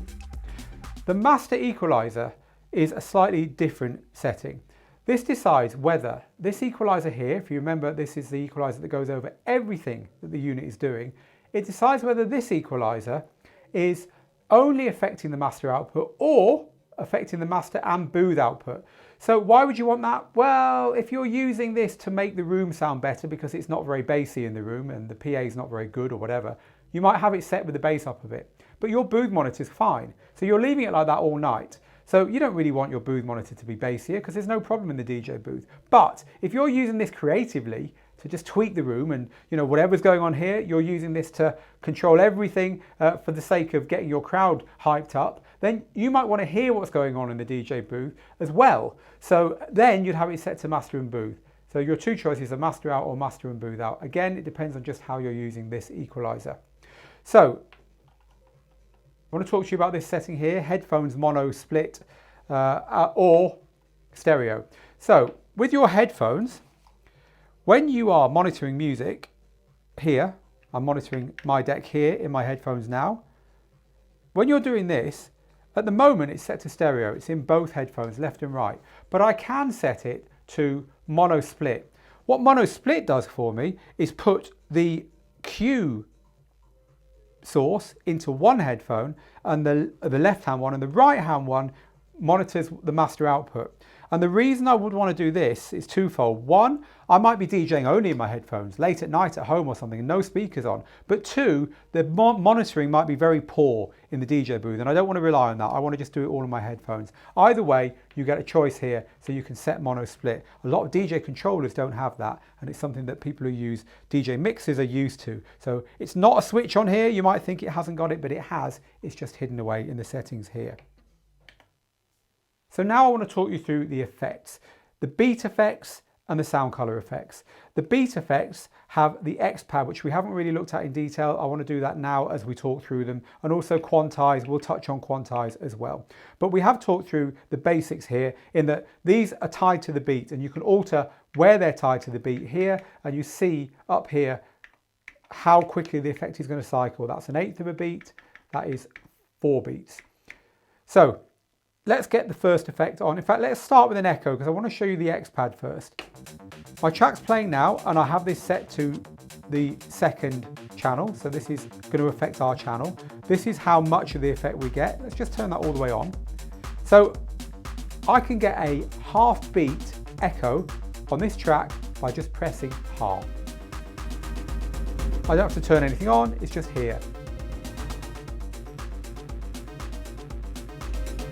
It's quite expressive to be able to dial in an effect without turning it on and messing around with these controls, and that's one of the uses of this. It also works when the effect's turned on as a quick way of moving between beat values, because it's hard to go from 4 to a 16 on here because you have to press it loads of times. So this is a nice way of doing that, but it's got other uses as well, which we're going to look at as we talk through the effects. Right, let's start with delay. We're going to go clockwise from left to right. Delay will delay the current sound by whatever you've got set on the beat effect. So let's set this to half a beat. We've now got a half beat delay switched on here. This is flashing to tell me the effect's on. That's half a beat behind. You can hear the difference. In the middle, you can hear 2 kick drums there, equally spaced, because it's got half a beat mixed in with the normal. So a delay is one delay, 1 half beat delay at the moment, because we're set to half. It could be a 2 beat delay. Echo, on the other hand, is going to give us a echo out. So it's like a delay that continues. Currently set to a 16th of a beat. Let's set it to a 1 beat echo. So even though I've turned the channel off, the echo is carrying on.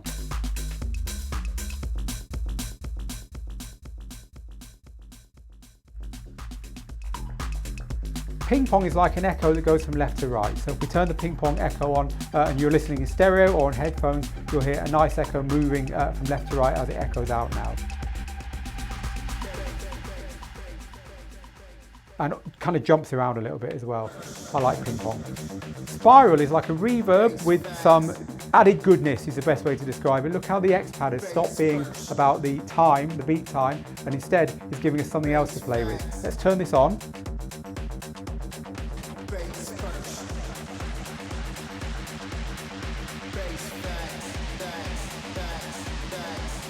You can hear that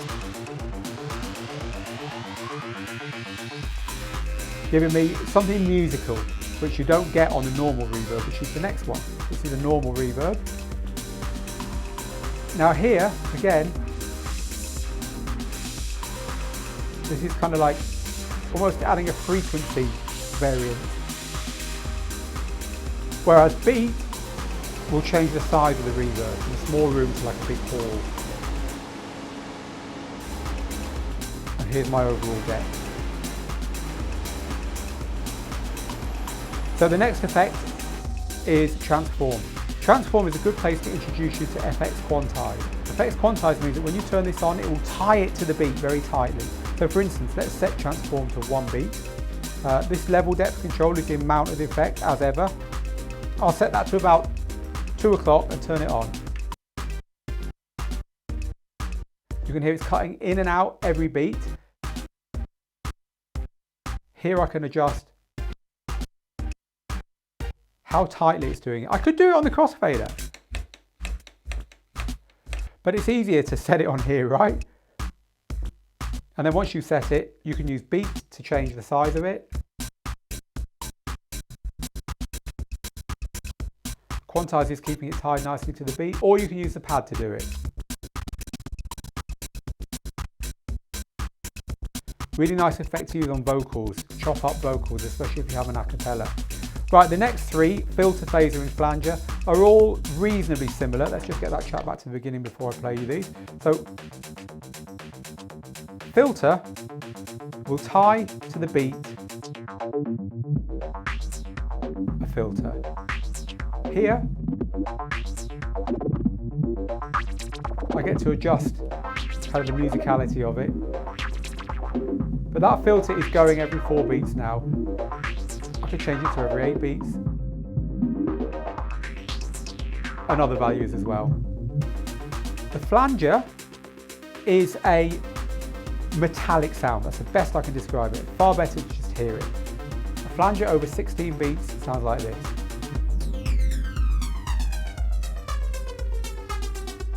Again, we get to dial in some musicality here on the flanger. The phaser is, I call this the plane taking off effect. It's like a different variation on the flanger. It's a very similar effect. Wait till this beat kicks in and have a listen to it.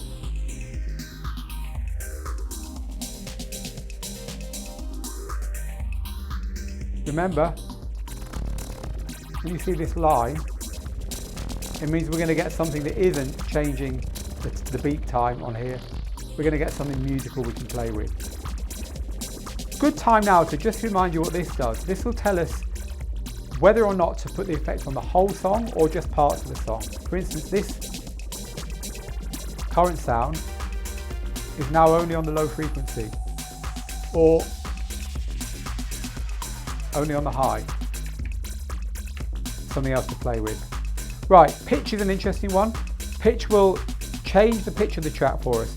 Turn the level depth knob all the way up, turn pitch on. That pitch is now 100% higher. Using beat, 50% higher, 26% higher, no change. Same, because I've set that to 0%. Or I can reduce it, dropping the pitch down. And you can use the time knob with all these beat effects to give you a linear. You can move a number at a time.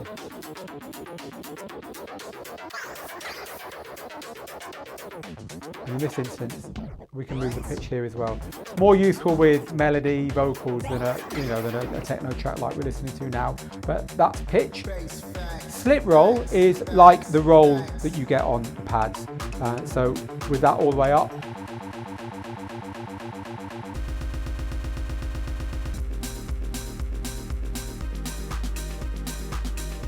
If you turn that off, this is where the X pad comes into its own because it's instantaneous.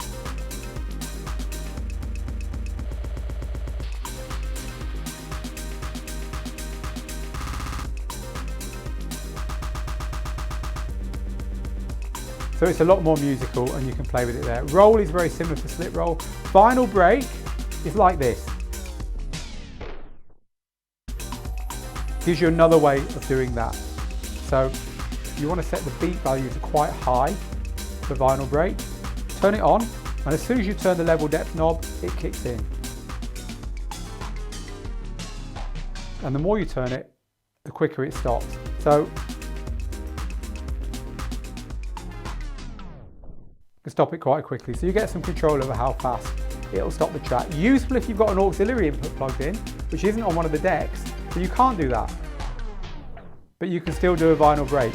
Even if you've got another DJ plugged in, you can slow his final track down before you take over. So it's a useful one to know, vinyl break. And Helix, best just to play you Helix. It's like a roll with some vinyl speed up or slow down at it. It's the best way I can talk about it. Again, it's one that you want to use the X pad to get the most from.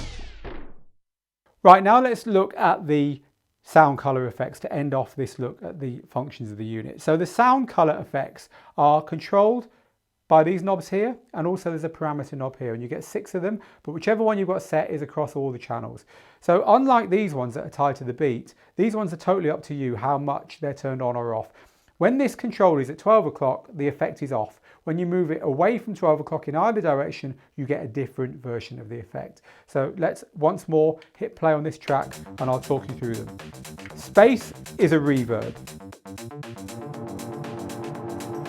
The low frequency reverb and a high frequency. The parameter is the intensity.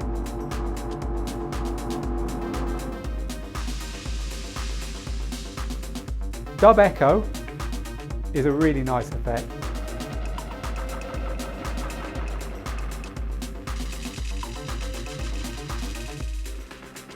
And with the parameter control, you can make the dub echo a lot more pronounced.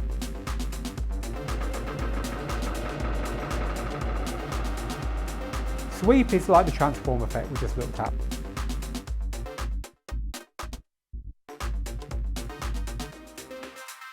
You get a filtery version there, and the parameter will decide how much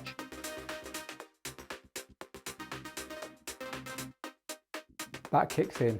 It's a good fun one to play with. Kind of comes out different every time, that depending on what track, what the track frequencies are. Noise is an interesting one because this actually adds something to the track. You know this effect. This is the volume control for it, by the way.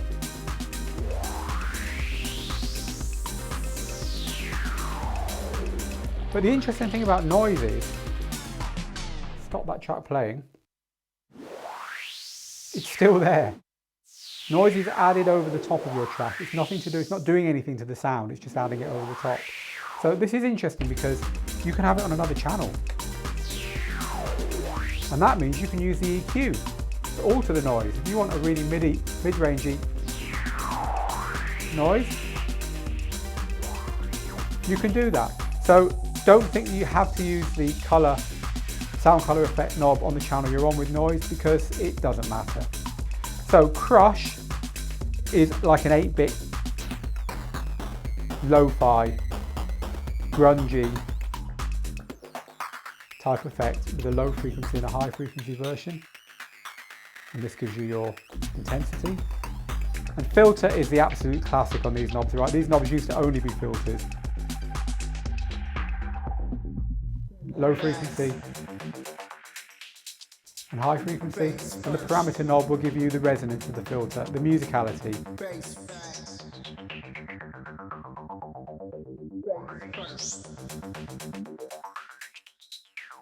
When the parameter knob is set low, it's almost just like an EQ.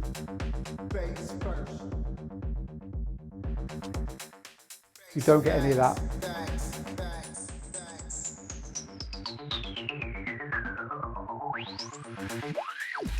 That musicality.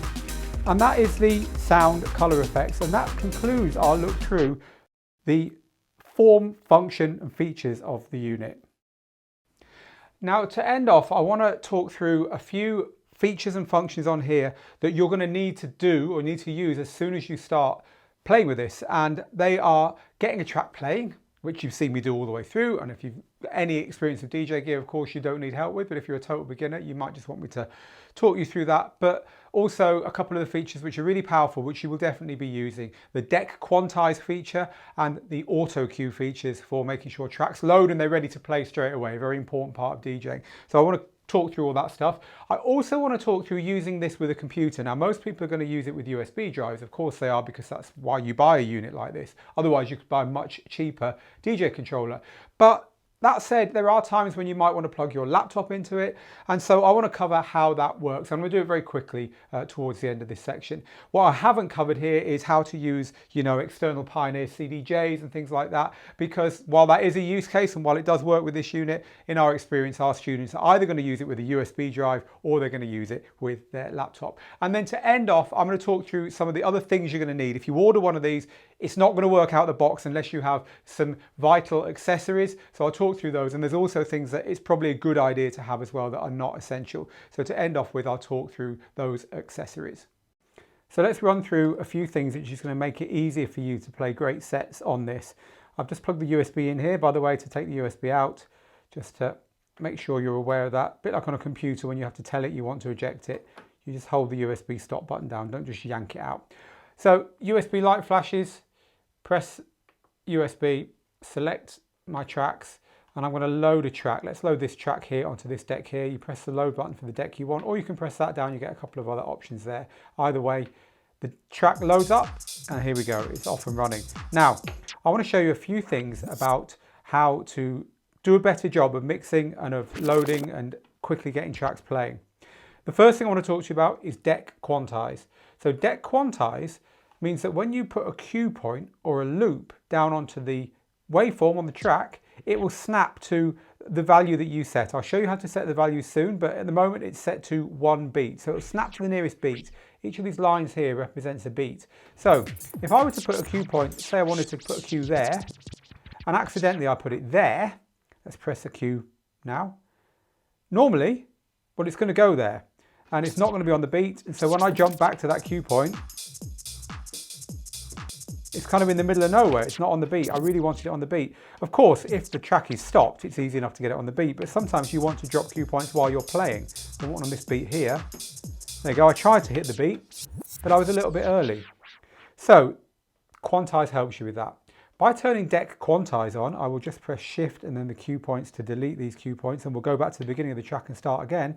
By putting deck quantize on, now I can press my cue point and my next one. Now, they were being dropped way off the beat if you were looking carefully, but if not, let's do one pause. Let's put an empty cue point there. So I want to go for this red line at the beginning of the bar, but I'm too early. So if I press this cue point here, watch the screen. You see how it jumped? And let's do another one. So there, let's go just afterwards. So let's go just after this red one. So I want it on this red one here. You see how that jumped back to be bang on the beat? All these cue points are bang on the beat. And not only that, when you press a cue point to jump back to it, it will jump back on the beat if you've got another track playing and you're mixing. So think of quantize as a way of snapping everything to the nearest beat or the nearest value. And I'll show you how to change the values of how granular that is in a bit. It's really useful, and you can also do it on the effects here, which we touched on earlier, so that when you use an echo or a delay or any effect that uses a multiplier or a divider of the current BPM, then it will snap it to the BPM and keep it all tight for you. So quantize is a good thing to have, especially if you're doing a lot of live remixing and jumping around with cue points. So the next thing I want to show you is the cue settings for loading a track. So let me just kill all these cues here just so that they don't annoy us on the waveform and get in the way of what I'm going to show you now. So this track here was loaded and it looked like this. And I'm at the beginning of the track. You can probably see that the beginning of the track is just a little bit, that little bit there before the first beat. It's just a tiny bit. But a lot of tracks have quite a lot of room before the first beat or before some music happens, because it's a vinyl rip or there's just silence at the beginning for one reason or another. Now, normally, this track was loaded up and it sat there right at the very beginning of the music file, not at the beginning of the music. Now, in this instance, it's a fraction of a second. It's a tiny area, so it doesn't really matter. When I hit play, it's going to start playing. But imagine that it was a few seconds. When you load a track up, you don't really want it to load kind of here. So when you hit play, it's got to go all the way to there before it starts making a sound. You want it to load to that first beat, or at least to where the music is, right? Well, that is where auto cue helps you. By holding down the time mode auto cue button here, auto cue is turned on, and you saw it turned on there in these two areas.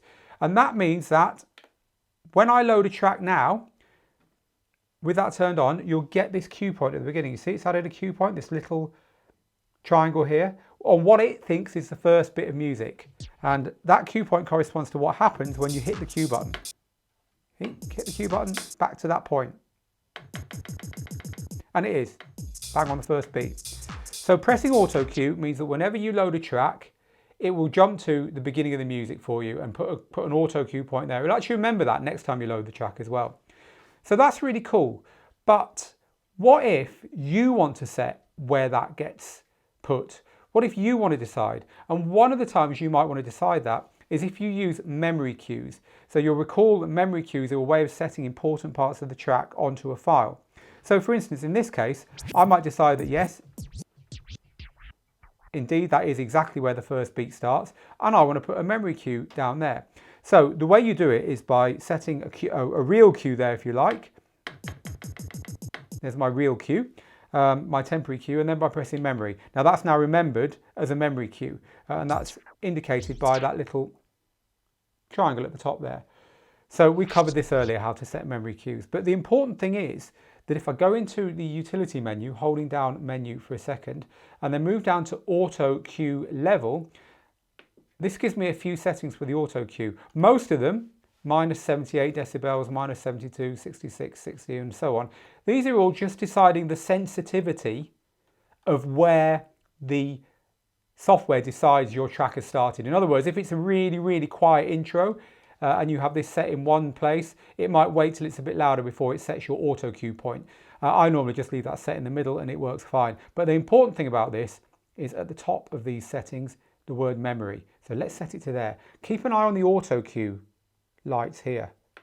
So they've gone white now, and that means we're set to memory auto cue. And memory auto cue, when you load a song, will jump to not its own pre-guessed automatic cue point, but the nearest memory cue that you set to the beginning. And of course, if you always set your first memory cue to the place you want to mix in from, the first beat normally, then that means that when you load a track, it will jump to and wait for you where you want it to be and not where it decides. So that's a really useful thing to have, because it just means that if you're organized and you're organizing all your music so that you know your first beat and you know what you want to do, then it's always going to load there. Let's just load it again, load the track over itself effectively to deck 2.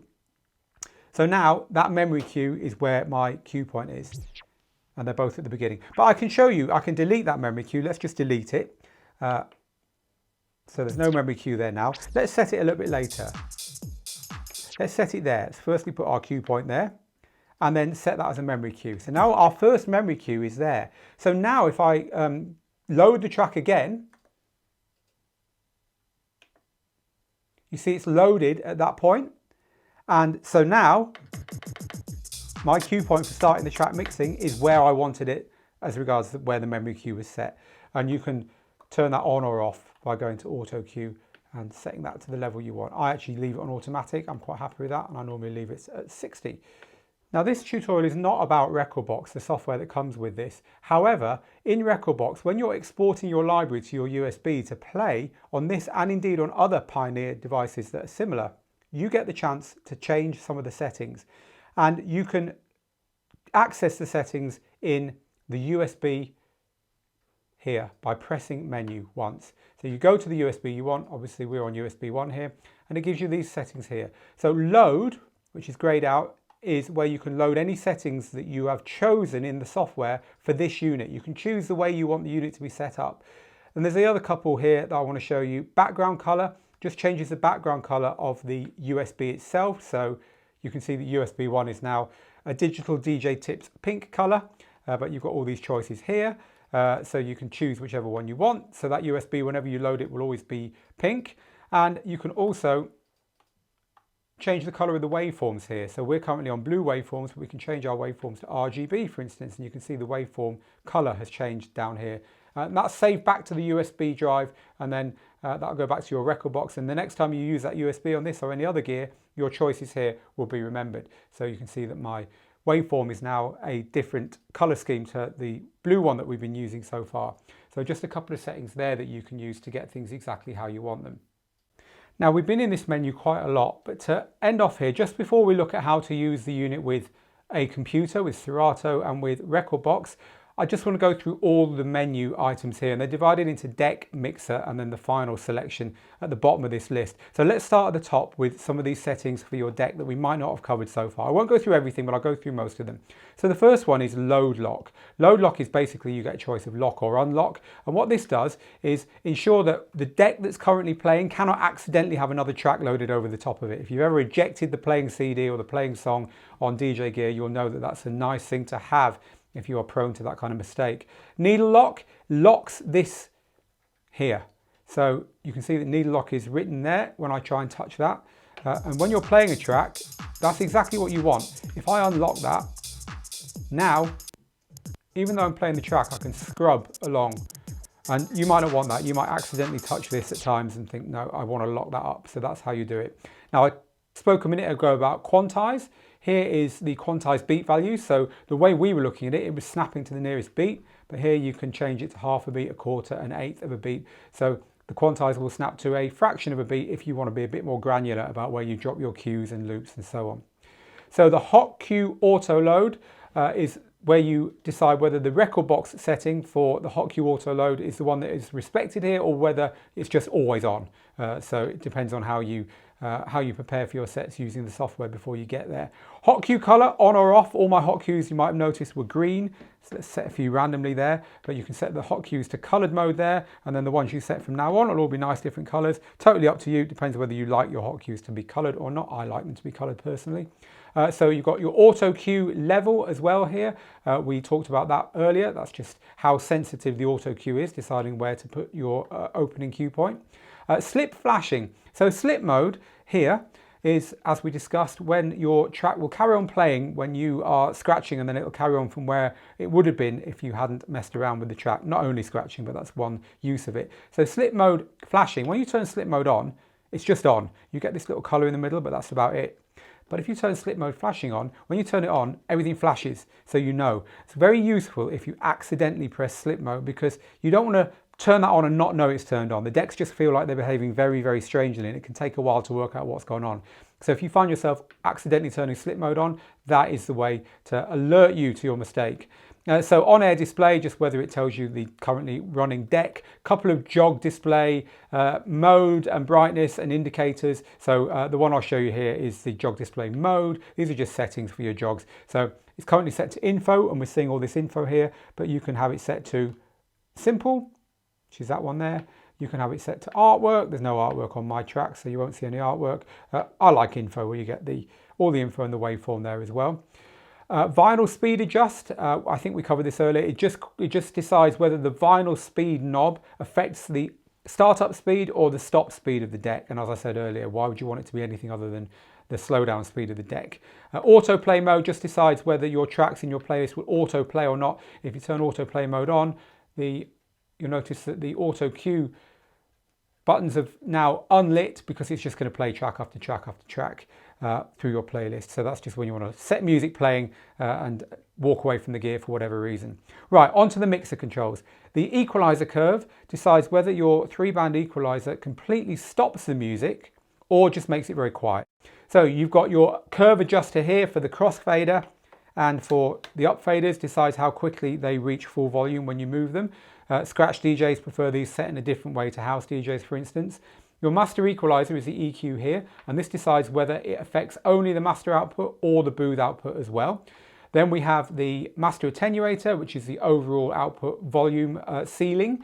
Booth monitor attenuator is the same. Peak limiter decides that if you are naughty and push it into the red, whether or not it just lets that go through with all the distortion or whether it tries to limit it. It will sound bad in both instances, so don't push into the red. Mic out to booth decides whether the microphone comes through the booth speakers or just the master speakers. And if you don't have it in the booth speakers, it means you're less likely to get feedback. But there might be times when you do, so there's your adjuster for that. Talk over mode decides how the talk over works, which is when it ducks down the music when you press this button here to use the microphone. And there's a few settings there. Try it on normal until you have any issues with it, and then you might want to look at advanced, which does some clever stuff with it. Talk over level is how far it dips down the music when you are talking over it. Again, it's going to depend on your settings, your microphone, your voice, how close to your mouth you hold your mic, and things like that. So headphones, mono, split and stereo, there's normally a switch for this on Pioneer gear, but it's in the settings here. So there's a few more levels to adjust here. There's some DVS controls here as well, and you can decide whether the whole mixer is a MIDI mixer or not with this here. So if you want to control MIDI equipment with buttons and knobs on your mixer as well, that's where you set it. But pretty advanced settings that the majority of people are never going to use there. So let's eject the USB, and I'll show you how to get this working with software. So you're going to want to get a computer cable plugged into the back, and of course the other end into your laptop, which I'm plugging in off screen now. I've just launched Serato, and press link, and then you get this screen here which says push load button. So I'll press load 1 and then press load 2, and now both decks are set for Serato, and this is my Serato library here, which you can see me scrolling through. Press back and I can scroll through the file tree, press the middle encoder button and I can go back to my music, press deck 1 or deck 2. I can load my songs. You can see the Serato waveform there, ready for me to DJ with. And everything works as you would think, but it's all happening on your computer screen as well. So it's effectively using this as a very big controller with a very nice screen in the middle. And it's exactly the same with Rekordbox. You just load Rekordbox, plug the lead in, you get your waveforms here, and you can scroll your library and follow it on screen as if you were using any other DJ controller. Of course, most people won't be doing this, but it's always nice to know you've got it in case you do want to use your laptop for whatever reason with a unit like this. So the first thing I want you to do is do what I just showed you. Play with it, get some cue points sorted out, check how the deck quantize works, just get used to the features that I've shown you in this section, and then as the time arrives and you want to use other features, of course, you have the manual to refer to in the couple of hours that have led up to here. Now, before we end, I want to talk about some accessories that you're going to want for this, you're going to need for this in order to use it. So we'll start off with those and then a couple of things that I think you should have. So the first thing you're going to need is speakers. You might have been watching this thinking, Phil, where's your speakers? I've been hearing audio, but there ain't no speakers here. Our speakers are actually hidden under the desk here. We use these very small IK multimedia monitor speakers because these are great for our studio. In our studio, we've got microphones everywhere. We don't want it pumping out. That kind of causes audio bleed into our kind of talent microphones. So we have these turned down very low and hidden from view. You're going to want something a bit more substantial than that, I would guess. The speakers that we recommend, there are various models by Adam Audio, by KRK, even if you've really got money to burn, Pioneer, they're the ones that we use. We've got links to all of these underneath. The important thing is your speakers need to be powered, and that means they need to have amplifiers built in, because otherwise there's no amplifier in this unit. DJ units from years gone by sometimes had amplifiers in and you just plugged, passive speakers into them. But the output from back here is just to go into either a separate amplifier in speakers, or more normally nowadays, all the speakers and the monitors that DJs use are powered. So just bear that in mind. And also bear in mind, if you buy two separate monitors, one to go on each side of the unit, or you're going to need a RCA cable to plug in the back, or whatever cable you choose. There are a couple of other options that you can split. There's no point in having one cable that's all joined together, because you're going to need to split it and plug one in one speaker and one in the other, because that's how DJ monitors work. As you move up the price range with DJ monitors, you buy them individually and they're all kind of self-contained with a power supply and a volume control and an input for one channel. So just bear that in mind when you're pricing up your leads and so on for your speakers. Now you're also going to need headphones. Now DJ headphones, there's a Pioneer pair down here somewhere. This is a pair of Pioneer headphones. DJ headphones have got a few characteristics. They tend to move here, so you can wear them kind of one ear on, one ear off if you want, which helps with monitoring and with beat mixing. They're always closed back. So some headphones for home use and even for production use have got an open back on them, so they don't really block out the external noise. It's really important that DJ headphones block out the external noise. They generally have a removable cable, which is good because it means you can replace that cable. That's one of the first things that's likely to go. You'll yank the cable too hard and it'll break.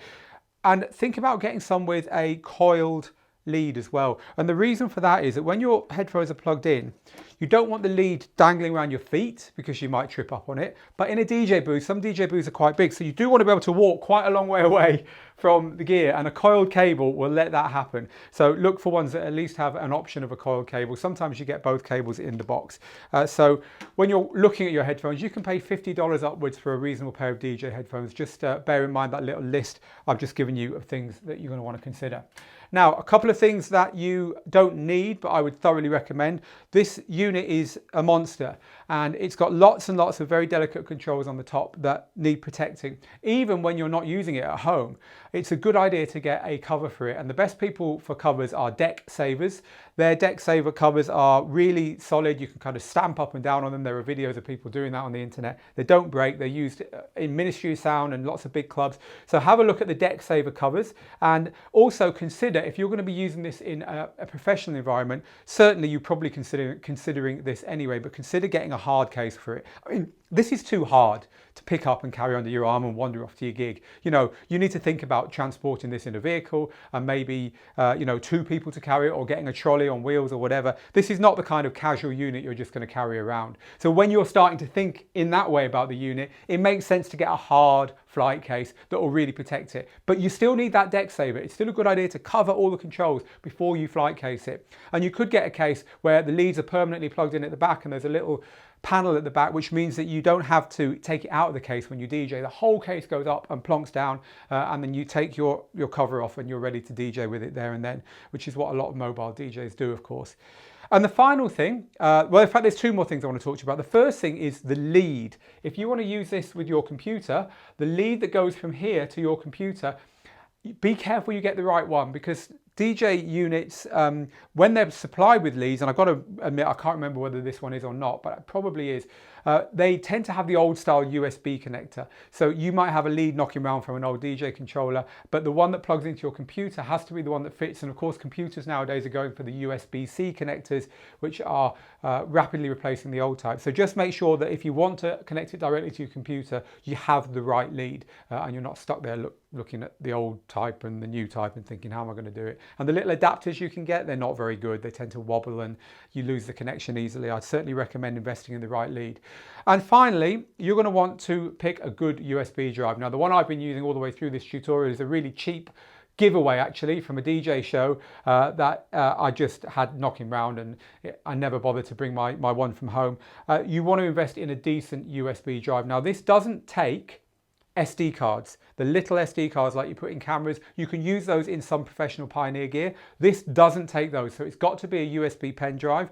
And there are various models that you could try. I use the Corsair Survivor. There's been a few people saying maybe these don't work so well with Pioneer gear. I've never had any problems with it, but I've given you a couple of options in the links underneath here, as I have to all the equipment that I've just talked about. So it's a few things to invest in as well as the unit there. Now, the best thing to invest in is this. This is an awesome unit, and I've just given you a full tutorial on everything it does. But as I said at the beginning, that is not the full picture. That is not what you need to be a DJ. If you're not new to DJing, you now have everything you need to either decide whether this is for you or to quickly get started with it if you've ordered or even got one already arrived. But if not, the way we teach DJing in this book is, as I said at the beginning, all about getting you out there quickly doing it and bypassing that trap of thinking you need to sit in your bedroom for months learning this stuff. But also we teach the 5 big areas of DJing, because what I've just taught you is the first area of DJing, the technology, and that is only one bit. The gear, understanding the gear is only one bit. Now, I haven't taught you everything about technology, of course. You need to understand about how to plug into PA systems and how to keep your levels right and how wattages and voltages work and so on, matching items to items and all that stuff. That's the geeky stuff that, you know, it's no surprise that a lot of people into DJing are also into, you know, tech. They're IT people and things like that, because there is a big geeky element to DJing. As Paul Van Dyke once said, the geek is the guy in the corner. The DJ is the guy in the corner who understands all the equipment, who's kind of like playing with the equipment while everyone else is having fun. There is an element of that about DJing, and you need to get the gear bit nailed. And what we've talked about here is definitely in that first of the 5 areas, gear. But there's other areas as well. There's music. You need to know how to assemble, organize, and learn a music collection so you've always got the right record to play next. You need to understand the techniques of DJing, what to do in order to get the right sound coming out the speakers and to keep your dance floors full. You need to understand how to perform, because doing this in public is very different to doing it in your bedroom. And you also need to understand how to promote yourself, to get the gigs, how to get yourself out there so people ask you to DJ and not someone else. And it's only when you've got those 5 things, gear, music, techniques, playing out and promoting yourself, that you can actually start progressing and becoming a DJ. They're not hard to learn, But the big mistake most people make is only trying to learn one of them. Typically it's mixing. Hey, I want to learn to mix. And a lot of the DJ courses out there, it's all about mixing. But guess what? If you haven't got the right music, you don't understand the gear, so it sounds horrible when you listen back to your recording. You don't know how to perform in front of other people, so you've been in your bedroom for 2 years and you can't get any gigs. It's not actually that useful being able to mix. So the way we teach DJing covers those 5 areas. Now I want you to have a free copy of our book where I go into detail about that, and you can get that by joining Digital DJ Tips. All the links for this are underneath. And when you're ready, I'd be thrilled to accept you onto our complete DJ course where I will teach you everything you need to know in those 5 areas. It works for all DJ gear, including this wonderful unit. Again, there's a link underneath for the complete DJ course. I'll see you there. Meanwhile, get good, get out there and make the moments.